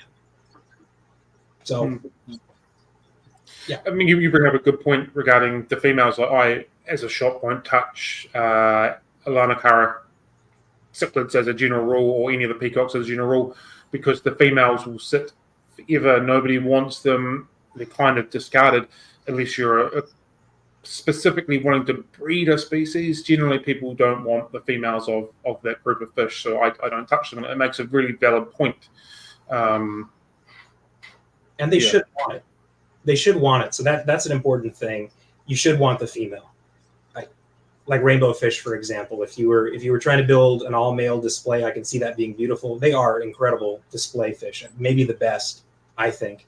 But they will, if you want to see them at their absolute best, they need to be competing with other males and trying to impress a female. So you'll never see a better looking fish than when a female's around.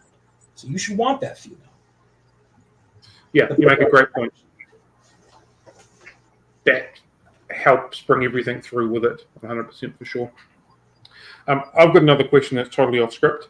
Do you have a tally of the amount of the total of fish that you have produced? Not like thousands and thousands of XYZ, but the species that you've done so far? Probably about 30. Cool. Which is, as a person who would dedicate a lot of time to fish breeding, very few. Very few. I know people that have bred hundreds, and I hope one day to have bred hundreds, my own hundreds, but probably about 30.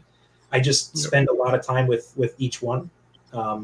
It's the current rate is about 6, maybe 7 per year, but that's how long it takes to bring them in, quarantine them, get them healthy, to adult size, film everything, and then exit the fry. About 6 a year is what I can handle with the tank space that I have. So, it's always climbing, but I have a humble perspective on the number, about 30. Yeah. Cool. How many tanks are you currently running throughout your setup? About 25, I think. Cool. A lot of them are smaller. They're on racks scattered around. And I have a table where I do a lot of the fry rearing. If you see on video, there's a kind of like a light, I don't know what to call it, maybe a walnut or something table. That's where the fry raising happens, and there's several tanks on top of it that are they hold the fry trays and the fry that I'm raising, and there's an overhead camera rig on it, and there's furniture felt pads on the bottom of the tanks. There's 2 5-gallons and a 3-gallon, and it allows me to film multiple fry rearings at the same time, because I can slide, even full of water, I can slide the 5 gallons around the tabletop, no problem, with the furniture pads. So I'm out there shuffling every day when it's time to record. Cool. Do you have permanent video things set up over top and around aquariums, or do they move to where you want to be shooting? Well, they move. Any footage of the adults is shot through a camera on a tripod, but any overhead shots of the fry in a fry tray, for example, that is in one place, kind of a station meant for that, with an overhead camera rig that slides back and forth to top-down shots. Has videography always been an interest for you, or is it just developed as you've been going and you've learned along the way? Not even a little bit. No, zero. Yeah. Wow. Zero. I started doing this with a cell phone and zero experience. Yeah.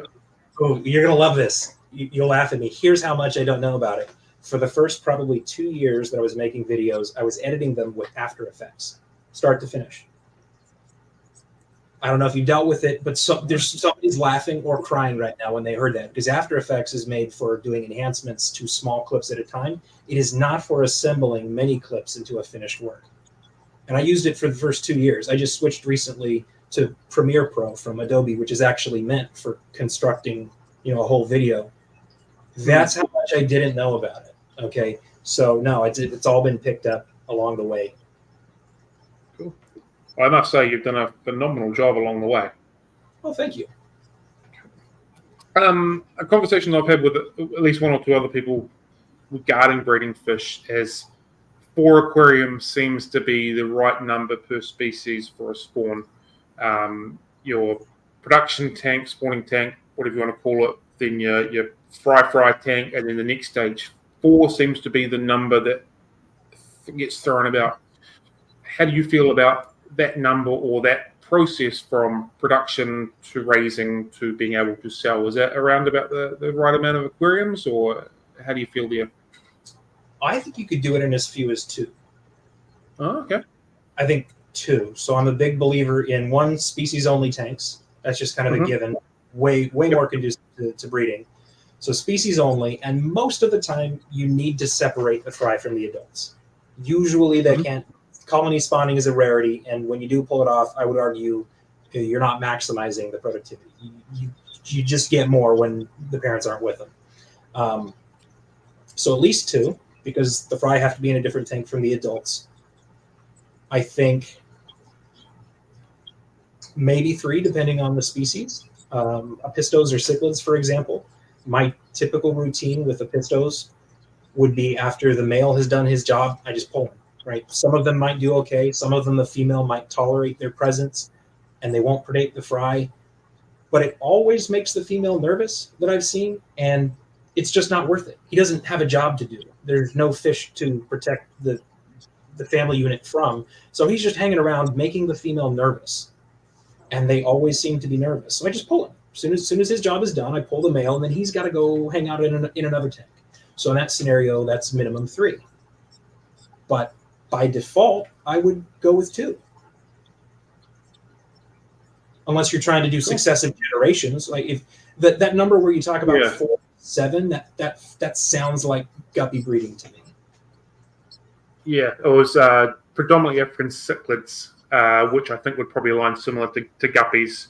Fry will have a wee go on slightly smaller fry and all that kind of stuff, which kind of makes sense. And yeah, I can see your logic. Or giving the females a rest break if they're mouth brooding, right? So they have time to eat, recuperate between spawns. Yeah.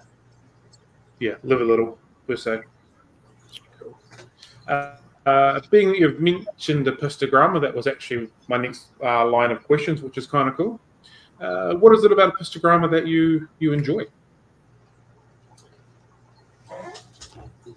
Awesome looking little Roman soldiers with their, mohawks and beautiful color, the sexual dimorphism, a powerful little predator. If you've never seen it, the males, when they really go after something, they go big, they lunge hard, and they will twist and roll like an alligator. And it's just crazy.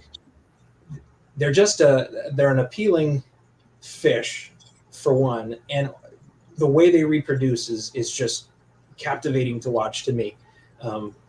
The parental care is amazing. It's very deliberate. It's long term. It's thought out. They change their environment. How cool is that? We think of fish as being dumb, and they are. If I could pick a catchphrase or a motto for myself, it would be fish are stupid. But they're not as dumb as most people think. And apistos change their environment. They almost use tools. They're building a structure, and watching them do that and then facilitate the fry rearing is just incredible. To see that much behavioral complexity from such a simple animal. Do you think that's a cichlid trait, or specifically to apistogrammas more? Well, I think it's a cichlid characteristic for sure, but apistos have extra steps involved that I think require a bit more thought, right? Okay. Cichlids are going to clean a place to lay eggs, but they just found the place to lay eggs. Apistos excavate. They will dig out a cave. Painstaking. Shell dwellers are the same way. Shell dwellers are amazing. equally on par in terms of what it's like to watch them to the Epistos, because they even more literally excavate and move their thing. They build a house. Yeah, they do. I think I annoy my shell dwellers every time I do a water change because I blow the water everywhere and the sand goes everywhere and the shells go everywhere and they have to start again every week. But I'm not actively trying to get them to reduce it just into the display tank. So I think I annoy them pretty much every week. You know what? They redecorate all the time. The shells start sinking too low and they're like, it's time to redo this. So you're probably just helping to, give them a reason. And what's the ideal breeding setup for Epistogrammas in your experience? Oh, it's one that I've never done, and you'll never see me do because it would be so hard to film. It would be probably like a 20 long, very calm, very little light on it, probably mildly tannic, which is not required, I don't think, for most unless they're wild caught, maybe. It is a comfort feature. It is not a prerequisite, at least for tank bred specimens. But tannins are nice. If I was just going to set it up and highest chance of success, dark, calm, low flow. You don't want power filters. They don't like that. They do not like high flow. So sponge filter, keep it real calm. A little softer, like 6'5". Just some of them will breed above neutral, but generally you want to be below neutral. But very calm. Lots of hiding places, lots of cave options. I would probably just do one male and one female and just leave them alone and just wait. And you'll come back and find fry and then start feeding. That's probably the most effective way to do it, but you don't get to see it. I do it the most invasive possible way. I do everything I can to make it harder in order to film it. And it still works. And some days I dream about what it would be like to just set up a tank for Epistos to spawn and have them spawn. And that would be enough for me. Yeah. But it's not. I have to. We had someone on a while ago who thought a trio of them, and I'm pretty sure he went 2 males, 1 female from memory. What are your thoughts on that kind of scenario with that? I think the theory was that the other male would be sort of showcasing a bit more for the female to sort of, this is me, come to me sort of scenario. Right. Trying to instigate competition, make it jealous, something like that. Just get them in the mood. Yeah, you're right. So violence is definitely a love language for cichlids, and you might need to.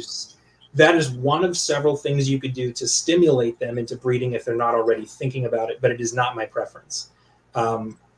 They can kill each other very, very fast. And you need to keep an eye on them, and you need to set up a tank. If you're not going to keep a close eye on them, you need to set up a tank with escape routes. They need places to get away because they can kill each other so fast. And everybody likes to talk about how the females are more dangerous because it's a cool juxtaposition. It's a cool incongruity that this time, the tinier one, the female, is actually the killer. She's more inclined to be aggressive by happenstance. The males can kill females way faster than a female can kill a male, and they can kill each other very easily. They're meant to do it. They're built to do it. So either fish can kill the other if they feel like it, and you have to provide a way for them to survive periods of aggression because it comes in waves. It'll intensify and then drop off, and they have to survive those peaks of violence. So adding another male would never be my way to do it personally.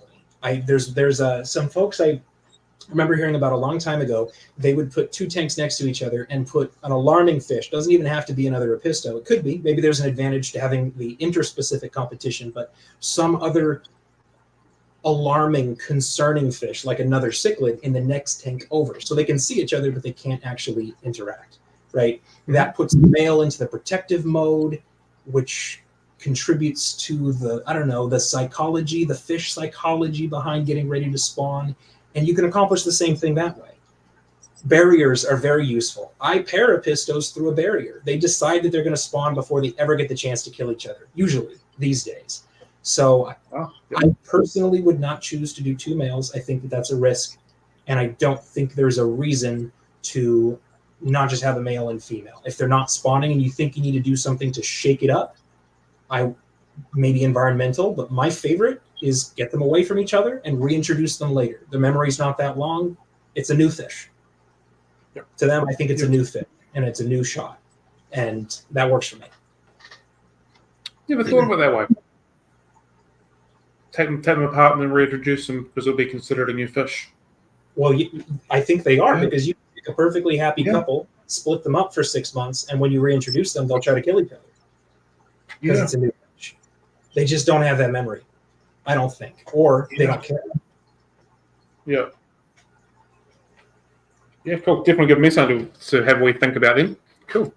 It's all conjecture. It's all just observation and conjecture. So take everything I say with a grain of salt. I just stare at fish a lot. Just a dude that likes looking at fish. That's right. Yeah, cool. Ethan has also asked, what about tank dividers like mat and filter sponge to split the pistogram appears post spawn as opposed to a whole separate tank?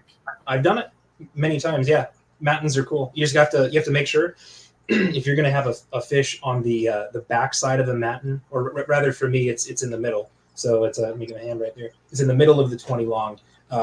That's lengthwise, right? So it's kind of like two tanks. If you're going to split a tank with a matin, you just have to make sure there's something on the intake that keeps the fish from going into it, because they will migrate between the two. They have no problem doing it. So sometimes they can get stuck if they're too big and they think they can get through, but they can't. They get trapped at the airstone point, especially if they're the rough ones, and some stuff can die in there. So extra safety precautions, but I love splitting a tank with matins.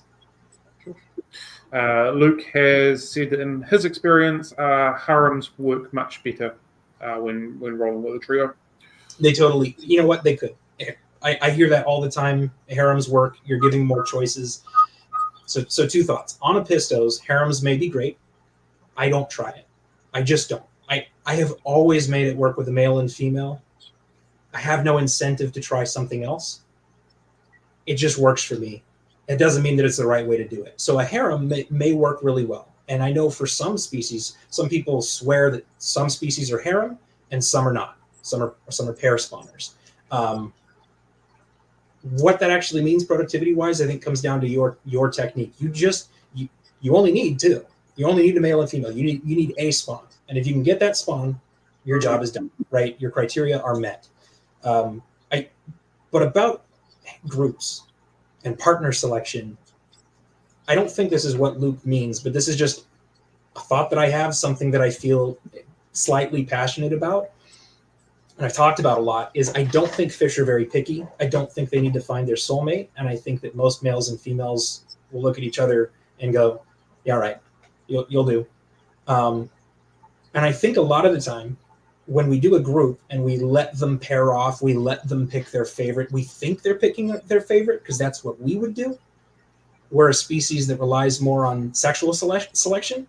And they do care. I know they care. We have a great expert in our area who is extensively studying in an academic setting what the sexual preferences of convict cichlids are. I know they care, but they will spawn with just about anybody. They just don't care that much. So I think when we have results from a group, I think a lot of time you're not finding them their soulmate.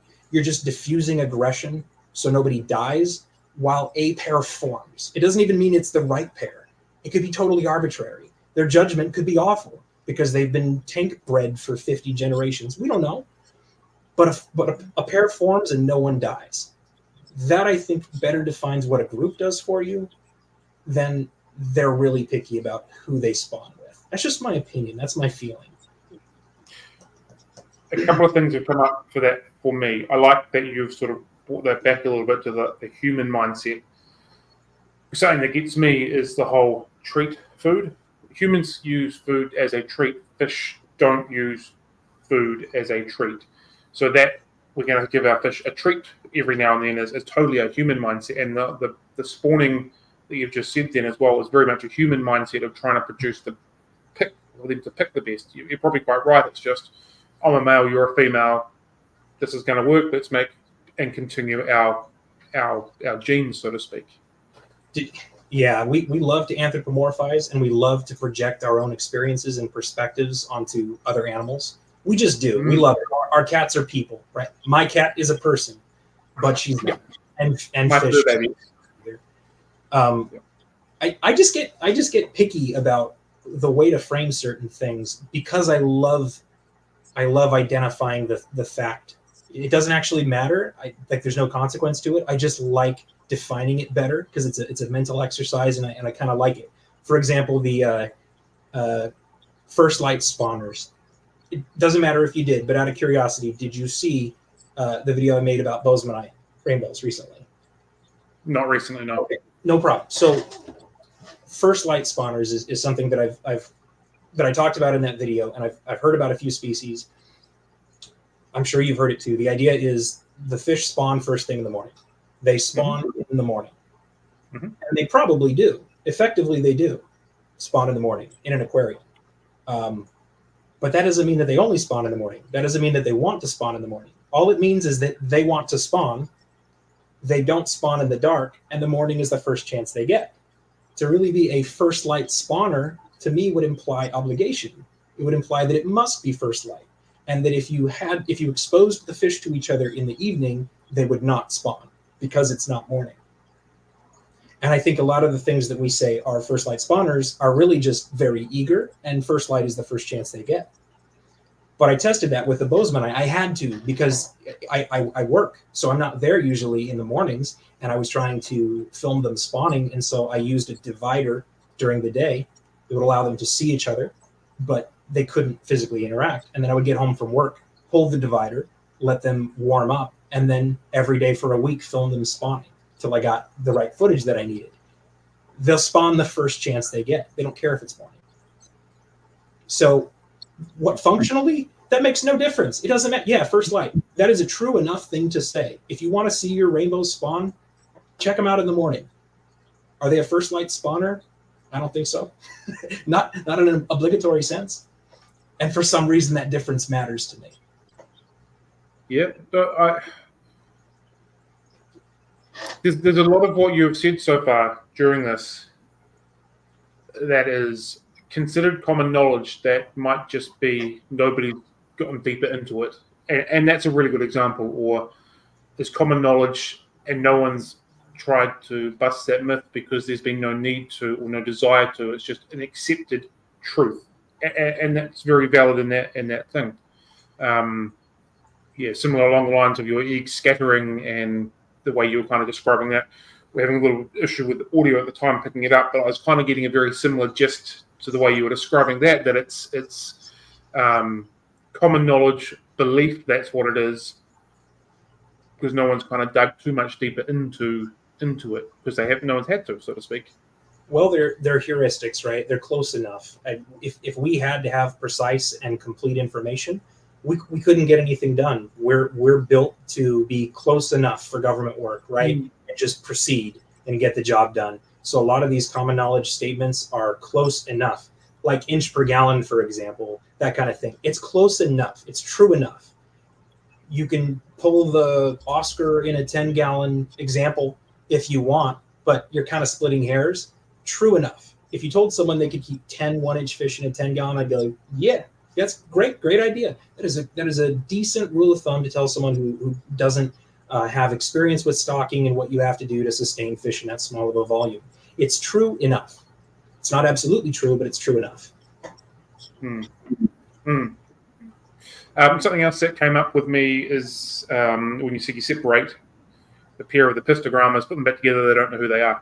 Someone said to me a while ago that zebradanios spawn and pair for life. Male, females, once they're spawned, that's them. Have you ever heard this once? Have you got any experience with that being true or not? Well, I've never bred zebradanios, but I would want to ask, what does that mean? Does that mean while they continue to have the opportunity to spawn together, they will choose to? Or does it mean that if one of them dies, the other one will be celibate for life?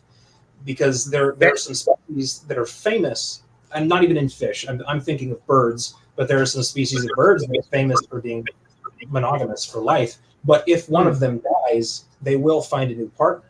And so that to me is the most true scenario. I would be shocked if it was beyond that. And I so doubt it. I would. Maybe it's true, but it makes me want to go get some zebradanios and just you watch.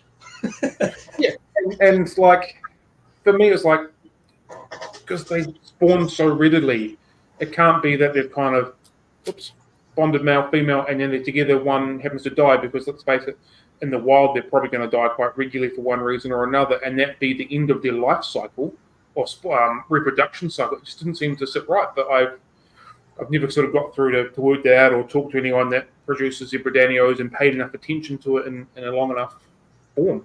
I'd be so curious to find out. But generally speaking, outside of our experience, being human beings, where there's real reason for it beyond social convention or structure, monogamy is not a good strategy. Because no, not for fish. They don't build a house together and protect it together. Not Danios. Now pistos might, but not Danios. What are they working towards collectively that is enhanced over time if they stay together? If a better Danio swims along, they're better off spawning with that Danio conclusively, at least in terms of evolutionary mechanics. Yeah, they are. Yeah. They're better. So why? Why would they? Fascinating. Yeah, and it just didn't seem to sit right with me, but it's just definitely 100% curious on that. Got to try it. Just back to epistogrammas, because that's definitely one that I was curious to know about as well. Is there any behavioral cues that indicate that they're ready to spawn and produce? So an increase of aggression could be a sign. I don't know if this is me doing what I was talking about earlier and projecting my own experience onto animals that don't think like I do, but the females almost seem to get, so the males will aggressively pursue the female. For one, they will harass them, maybe bite them. They're trying to convince them, they're trying to get their attention and say, hey, come on, there's a cave right there, let's go spawn. And if the female does not respond to that soon enough, the male will get frustrated and start getting more forceful and we kind of bite at them and harass them. And that's another one of those things you have to watch. But also during that time, the female can become more aggressive, really aggressive towards the male as she's about to spawn. And I don't know if that's wires crossed, if that's a weird hormonal influence, and I'm completely misreading this. But recently I've watched that happen and I thought, I wonder if she's testing him.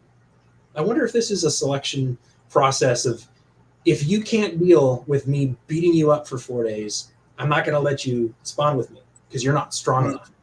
So you must withstand my abuse for X many days before you've proven yourself worthy of being a reproductive partner. I don't know. Maybe they do, but maybe that's just projecting, my own experience. Aggression. So aggression, they're paying a lot of attention to each other. That could also just be they don't like each other. You have to keep them safe when that happens. The other sign would be the female just disappears.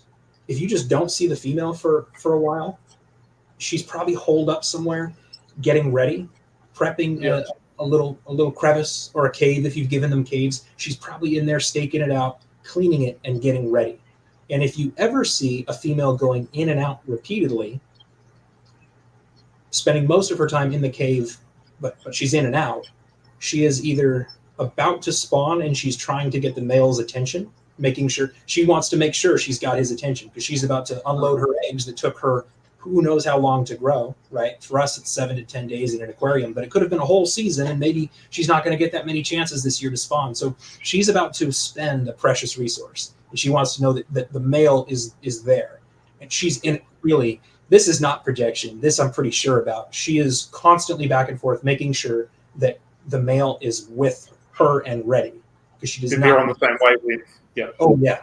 And if you see her going back in and out, it means she's either about to spawn or she already has fry. Yeah. Cool.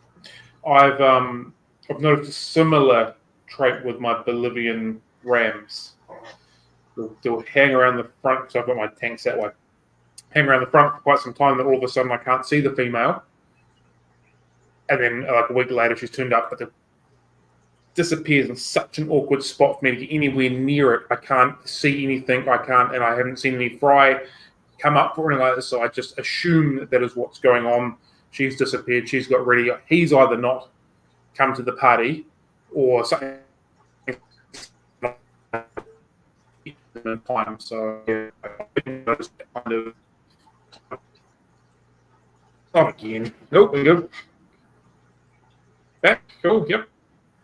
Just out of curiosity, is this the worst one ever from a technical perspective, technical performance? Is this the worst? Oh, no way. Really? No, not even close. Yeah. Good. Yeah. And we've had it at both ends. We've had someone on doing a PowerPoint presentation where basically we couldn't hear him at all, and he was just running through his slides for us.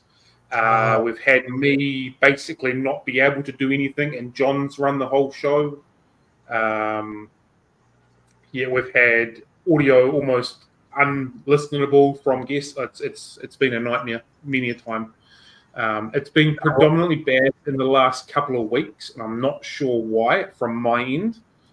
We went through a period where we were great for about 8 weeks, had no issues, and all of a sudden it's just begun doing weird stuff again over the last couple of weeks. So yeah, definitely not the worst, that's for sure. You're back now. So what were you saying? Bolivian rams, the female disappears and she was off somewhere with eggs? Yeah, I've seen it with them. They disappear, and it's in such an awkward position in the tank. I either can't see the eggs, can't see the fry, can't get to them, and then she comes, or even the male might not even be interested, and then they'll come back to the front of the tank, and then it's a rinse and repeat cycle every little while. So yeah. Yeah, cool fish though. That's another one that violence is definitely a love language there. I've got video of them really going after each other, a male and female, while spawning, like ovipositor down, cleaning the slate, just not sure if she's going to kill him or mate. Yeah. First time they spawned, I got lucky. They spawned on a dish at the front of the tank, and they haven't done it ever again since, which is a little bit frustrating. But yeah, they go towards the back now if they're going to do anything, or when she disappears. Sorry. Yeah. We've got a couple more questions from the chat. Tom would like to know, what is the most territorial angry corridor species you've encountered? His barbatus males can get rather grumpy at each other when sparring. Yeah, that's the one. That's the answer. Otherwise, I was going to say none. I've never seen them be aggressive with each other. But Scleromistax barbatus are actually cool and unique in that sense. I don't know if the whole genus is aggressive, but barbatus in particular. So this is something I didn't know until I had them in my own possession. And very recently, they have spikes on their face, right? I think odontodes is still the right term for it, like you would see on plecos, right? Mm-hmm. They have little ones on their cheeks. The barbatus, they have little pads on their cheeks with spines. And I saw just a shimmer. I saw actually sand. Sand was up in the water and rained down, and there was sand stuck on the cheek of a male. It's only on the males. And I got close and I looked. I was like, "What is that?" And I thought maybe it was sick. And then I looked at its other cheek, and I looked at the other males, and I realized, oh, that's on purpose. That's a structure. That's an intentional structure. So they have weapons on their face, and the males will go up into the water column and they'll swim side by side in a competitive struggle, and they will whack each other with the spike pads. And that's so unique. I've never seen Corys demonstrate aggression. So not only are they aggressive, they're like spectacularly aggressive. Not injuriously, but at least as a display. Wow, that is really interesting. We've had another question from Ethan. Have you tried any of the Dichrosis species yet? No. And I was actually online trying to find one 2 nights ago. I was looking around because I thought it's about time. I want to try that in the Taeniacara and probably the Episogrammoides, just stay branching out. I would really like to at some point, but no, not yet. So what other fish species have you sort of successfully bred and you've not documented, or have you documented them all? I have not documented them all. Any live bearers I haven't documented because I know it's not this simple, but there's not that much to it. You just put them together and they produce fry. It's not that complicated. It's not that engaging to me. I don't have a passion for live bearers, except I've seen some swordtail platies that were amazing. When you see those in person, wow. but the reproductive process is just not that interesting to me. So I have bred some, I think, endlers really early on, and I didn't film that. Shrimp, really for the same reason, because they're a live bearer. There's really just not that much to document. There's not that much action to document. There have also been species that kind of caught me off guard, like maybe they were in a tank that I wasn't paying attention to, and I wasn't expecting them to spawn, and they did. Like Apistogramma McMasteri. Mm-hmm. Got them, bred them, fry, raised them. That all came and went, and there's no video because I realized that they had spawned too late, and I'm not just going to start in the middle. I would want to start at the beginning, and I never went and filmed it again. So I have to. I don't have the adults anymore either, so I have to get more and refilm it. So there's rice fish. Rice fish, I have a ton of footage of rice fish kind of on the shop room floor, but for some reason I just lost the will to do it. Kind of the same thing. They're a mop spawner. There's definitely some complexity there, but I guess I just wasn't that engaged with them, and I kind of just let it go. Just never, and I don't know if I'll ever do it because there's plenty of other species to breed. So there's a small handful. I think that's actually a really good thing, because if you're not interested in the process, whether it be the video process, the spawning process, the growing process, any part of that process, it's probably going to come through in your final result being not quite as engaging, if that makes sense, because you've not been quite as engaged all the way through. And honestly, how well you care for the animal too. Like if you're not, especially when you have a lot of animals to take care of. I mean, if you're not really engaged with it and passionate about it, don't bring it into your home. Don't bring it into your care, I say, because me, honestly, if I just don't like it, I'm like, man, I hate killifish. They're not going to get cared for as well because I'm going to preferentially spend my care time on other species. And so for more reasons than one, yeah, I don't like working with species that I don't feel an affinity for. Yeah, that makes total sense. Is there any a particularly challenging breeding project that you've undertaken?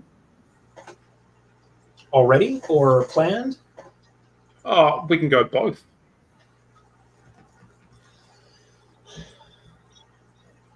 Well, I bought those neon tetras knowing that they're purportedly a difficult fish to breed and having no surety of success. So that was a planned, challenging experience. But so far it's gone okay. We're making progress. So that's great. Same with the pencil fish. I really don't consider myself to be so proficient that I count on ever being able to spawn anything. If it's a tank bred Cory species that has been bred before in captivity, I think I can do it. I don't have a lot of concern. But especially with tetras and some of the weird egg scatterers, I really wouldn't count on it. Harlequin rasboras, I would not buy those thinking, yeah, I've got this. I have no idea. So maybe not. Challenging in the past, I would say the Loxosonus again, because they went 18 months without spawning. Lamprologus ocellatus actually felt challenging. They went a very long time without spawning, and it made me worried that I was doing something wrong and that they never would. So when they did spawn, that was a huge relief and very exciting to me. The Apistogramma agassizii, which is not difficult, but it was for me because I didn't acknowledge what the variable was that was preventing them from spawning successfully. They were spawning routinely every week or two, but the eggs would never hatch. And they did that for, again, I think like 18 months. I let them do that for 18 months and thinking this time it'll be different. I don't know why, but the water wasn't soft enough. The pH had crept up. Actually, they made some changes to the water infrastructure that supplies me, and I didn't know it, and it jacked up the hardness quite a bit. And so Apisto-friendly-ish water historically suddenly was not. And I didn't investigate enough to figure that out or recognize it or do anything. And so they took way longer than they should have. Otherwise, I don't think I've picked terribly difficult species on purpose. Yep. We've had a question from the floor. Yep. I've always found the breeding process of African cichlids intertwined with multi-cats fascinating. Have you thought about attempting this at any point? I don't know. I don't know that phenomenon. That's not the parasitic mouth brooder thing, is it? I don't think it is. It is? Yeah. Oh, well, multipunctatus. Multipunctatus, the cuckoo? What? Yes. Yep. Okay. Very fascinating, but I'm not likely to try it because African cichlids don't do very well in my area, and I feel like I would have a hard time. I would want to breed both. Okay, so maybe the objective is to breed the parasitic mouth brooder, but I would have the African cichlids too. I would, of course, want to breed the African cichlids. I don't even feel comfortable that I could rehome the African cichlids when I was done with them. So I don't bring a lot of them into my possession. Fair enough.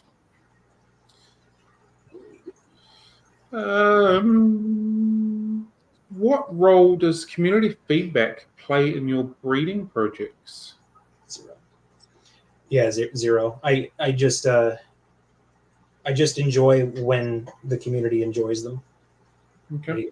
I really do like how much they are enjoyed. I really appreciate that. I hope people are learning, and I love the very generously kind comments that I get on the videos. It's more than I know what to do with sometimes, but I really appreciate it. So I can tell when I'm working with a species that is going to be of interest, and I know sometimes this is one that only a small percentage of viewers are going to find compelling or interesting, and that has no influence on whether or not I will breed them. I breed what I want to work with to keep broadening experience. And one thing that I would recommend is, even if it's not a species that you love or that you're interested in, like if roles were reversed and I were sitting in your chair and you were making a video and you made a video about killifish, I might not watch it because I just don't care about killifish that much. But it's not about the killifish. There's every chance this was the 3 months of my adventure where I figured out some cool new strategy for feeding fry or collecting mop spawning eggs or something weird that has value far beyond that particular species. So I would say, don't rule them out because you're not into the species. There's more value to it than that. But I totally understand if you don't watch them because you're not interested. I wouldn't be either. That makes sense. What advice would you give to aspiring fish breeders watching your channel? I think you probably just did a little bit then as well. Yeah. Don't try to breed in a community tank. When I hear people ask what recommendations would you make to breed in a 55-gallon community with this, and this already, my thoughts go to nothing. I would breed nothing. Or live bearers and bristlenose plecos is kind of the answer to that question. But nothing. Go species only. If you just keep species by themselves and feed them really well, they're probably going to breed without you doing much. You'd be surprised. I mean, they want to do it. So back to a little bit of fish psychology. This is their whole job. Reproducing is their whole job. I think we're the only animal on the planet that's got any other priority. Maslow's hierarchy, right? That pyramid. Other stuff doesn't have that same, few levels at the top. They don't have that. Reproduction is the end. It's all they want to do. So it doesn't take a lot of convincing. You just have to create a conducive environment and kind of get out of their way. And part of conducive is that there's not a threat or distractions. Maybe not even a real threat, but a perceived threat.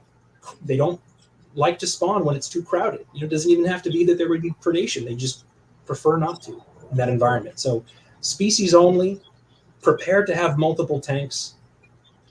Just get ready for that. Just get over it. Get more tanks, get brine shrimp and live foods. I remember learning that I probably needed brine shrimp, or that I would do better with hatching baby brine shrimp. And I had this, this ground like this. I don't want to do that. Fish are cool, but I don't want to go in that deep. That's a lot of work. That's a lot of commitment. I don't want to do that every day. Just take that feeling and just shove it down and just do it anyway. You'll go numb to it. And you'll just find yourself doing it every day, and your success level because you do it will skyrocket. It's so valuable.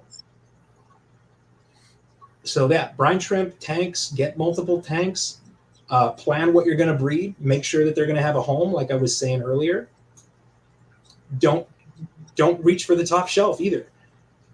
Don't try to breed an oddball. Don't go, I want to breed an Episto, so I'm going to breed the worst Episto. I'm going to breed the weirdest Episto. Don't do that. There's no need. Cut your teeth on something simpler.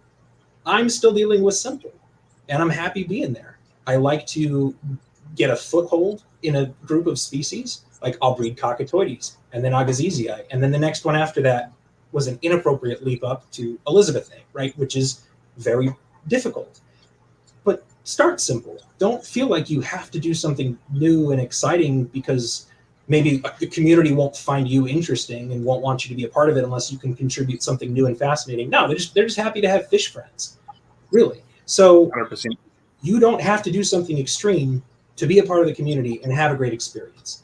So breed what is breedable, breed what is sellable, deal with live foods. And if you have to get an RO unit, get one. Do what you have to do. Don't let these that's a step too far. That's a little too much effort. That's one more tool I don't need. If you want to do it, then do it. If you want to breed fish, then get the tools required to do it and just do it. And don't worry too much about the obstacles. I love that. I absolutely love that. What are some of the more common questions that you receive on your videos? Have you noticed a wee trend of the same questions being asked quite regularly? Yeah. So water changes all the time. How often did you change water? And I think we talked about that earlier, unless the audio was having trouble. But you just I'll say it again. Focus more on effectively filtering than how often you do water changes. And B, you just got to test and figure it out. To actually come up with a schedule, you have to feed an amount of food that's a reasonable average, and you got to do that for a while and test at the end of it and say, my nitrates went up by this much. And if you want to keep your nitrates under a certain level, you have to have a water change schedule that fits that. One thing I didn't say earlier, I was just nerding out with a spreadsheet the other day, recursively calculating what happens if you do 50% water changes once a week to the nitrate level. And here's a few samples. If you add 20 ppm of nitrates per week and you do 50% water changes, it will slowly climb until it maximizes at 40, and it'll stay at 40 forever. 50% once a week, you will always stay at 40. You will never go lower. So if you want to be below 40 and you're adding 20, you either have to change water more than once a week or you have to change more than 50%. I forget what the number was, but if you do 75% once a week and you're adding that same 20 ppm, you end up maxing out at, I think, 14, and it never goes higher than 14. If you're doing 25%, it's times 4. So your 20 becomes 80. You'll top out at 80 and stay there forever. So large volume, make a schedule based on data, and if all else fails, 75% once a week. It works pretty well. I don't believe that there's a lot of stress or negative impact from water changes if you do them right. If you're reasonably temperature matching, I don't think the fish care. I don't think that there's harm done when you change water, especially, best case scenario, if you were running through a carbon block, you don't even have dechlorinator, I don't think they would ever notice. So yeah, do the water changes that you have to do. Water changes are definitely the most common question. The rest of them are, have you ever bred this species, or would you ever consider breeding this species, because the individual would like to see it covered. Just on water change, are you on an automatic system or are you manually doing it all? So they're manual, and I use a Python, which is a blessing and a curse. Pythons are wonderful. So if you're new to the hobby and you don't know what a Python is or how they work, you need to go get one. They will change your life. No buckets. They are amazing. I couldn't maintain the tanks that I do without a Python. That being said, I also think they're one of the most dangerous things in your tool set and pose the greatest risk to your fish, because they are sucking up water. There's lots of little crevices and cracks. It's a bunch of parts fitting together. Stuff gets trapped. if you don't sterilize it in between tanks using one python for your whole collection of tanks, the biological security implications are atrocious. It is very dangerous to use one python, to manage a fish room in a biological sense. And most of the time that works out okay. But when it goes wrong, it'll go wrong everywhere, all at once. And it will be a huge problem. So be aware of that. Maybe you get more. Maybe you don't change all your tanks at once. I tend to change tanks that are close to each other at the same time. And then maybe I will sanitize the python before doing a different set of tanks. Or if I have fish that are clean, best as I can tell, they're clean. And maybe I have newer fish, they're out of quarantine, but I still don't have as much history to know that they're at least dealing with whatever they've got. Let's say they're higher risk. I will start with the clean tanks first, and then go to the dirty tanks where there's higher risk. Rather than going from higher perceived risk to the clean tanks, I will also go in order of most valuable fish to least valuable. Like behind me are very expensive angelfish. They go first, right after the python has been sanitized, because I don't want to subject them to risk. That makes sense. And I often do the same thing as well. Another question just regarding your water changing, the numbers that you were talking about. Brendan would like to know, was that taking into consideration live plants? No. It's not taking into consideration live plants, but actually it would, because it starts with measuring and knowing that you accumulate 20 ppm nitrates at the end of a week. That might mean that you were actually creating 30 or 40, but you had plants that consumed 20. It doesn't matter. At the end of that week, the net nitrate accumulation is 20 ppm. So plants they're part of it. They could be arbitrarily. If they are for you, what matters is the nitrate accumulation rate that you measure. Then from there, the math is the same. Plants are wonderful. The last structured question that I have before we get into our School of Six is if you have any upcoming projects that are kind of in the works at the moment, you might want to drop a wee hint on for some people. No, I don't think so. More of the same. More videos will come of more species as soon as they're ready, as soon as the fry grow. So I will just continue doing what I have been doing. Expect to see more of those, fairly soon. There's more 3D printed equipment coming, like that egg collector I was telling you about. I'm scared to make it available because I just got ransacked. The Etsy shop just got ransacked, which is cool because I sold a bunch of stuff. That's fun, but I also feel really guilty that there's probably people checking it and it's completely out of stock. So I promise they're working. The printers are running, and I just ordered a fourth. I have 3, and I ordered a fourth to try and keep up with people wanting egg traps and fry trays and stuff. So I have something cool that I want to add to that list, but I'm scared. So I'm going to try to build a pile of them that will keep the horde happy for a while, or at least buy me some time. So that's coming soon. Other than that, I am steady state. I'm just going to keep doing what I'm doing and keep loving it. Cool. Okay, well, that brings us to what we call the School of Six, which is 6 very short answer questions. They're not meant to stump you every now and then. They do. So my first question for you is, doing a coin toss, do you call heads or tails?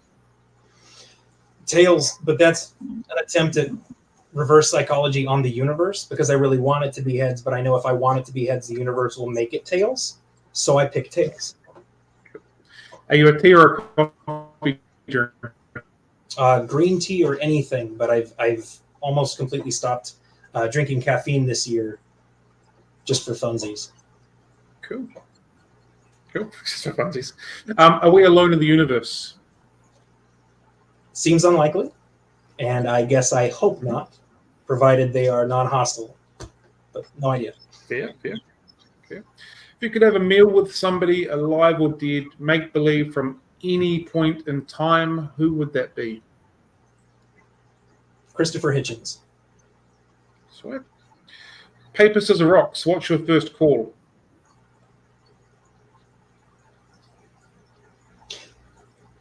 I think it's actually rock, but it's the same thing as the coin toss, where I really want scissors, and I think they do too. So rock. Cool. Going with rock. Yeah. And what is a unicorn fish for you that you've never kept or spawned or taken photographs or videos of that you just really want to get your hands on? There are a few that I find appealing, but I think the best answer I can give is none, and I don't want one, because I don't want to fixate on anything, and then once I do get a hold of it, feel like I've got nothing left to look forward to. I try to feel and engage equally with every new fish, and I want to love all of them and have a great time working with all of them. So I don't have a unicorn, and I hope I never do, because they should all be unicorns. That's a fair answer.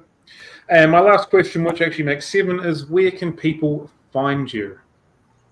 Just on YouTube. Channel is Lowell's Fish Lab, or actually its official technical name is Make More Fish, and someday I'm gonna change it. But Lowell's Fish Lab on YouTube, almost exclusively. That's the place. Cool. Thank you very much for your time today. It's greatly appreciated. This has been a blast. I know there's some people that in the comments have absolutely nerded out over what you have shared with us today. And I know there's plenty of people that have nerded out over the videos that you make, me being one of them as well. I've enjoyed looking through some of your stuff when I've been trying to work things out. I have to take the opportunity, just as I'm sitting here. You know, you and I have been having a conversation, and it's been great to meet you and talk with you. And I can tell you like breeding fish. I can tell that it's a topic of interest for you, and I wish you luck in your own breeding adventures. And just to everybody else, if they're your viewers or any of mine that happen to stop by, it means a lot to me to have you show up and watch the videos and be so kind and generous in your commentary. You people are wonderful. You've made it a great experience, and you're the reason I keep doing it. So thank you sincerely for being a great community. Cool. Fantastic. That's a fantastic thought for us to finish on. So thank you very much, everybody, for being with us. It's been a blast.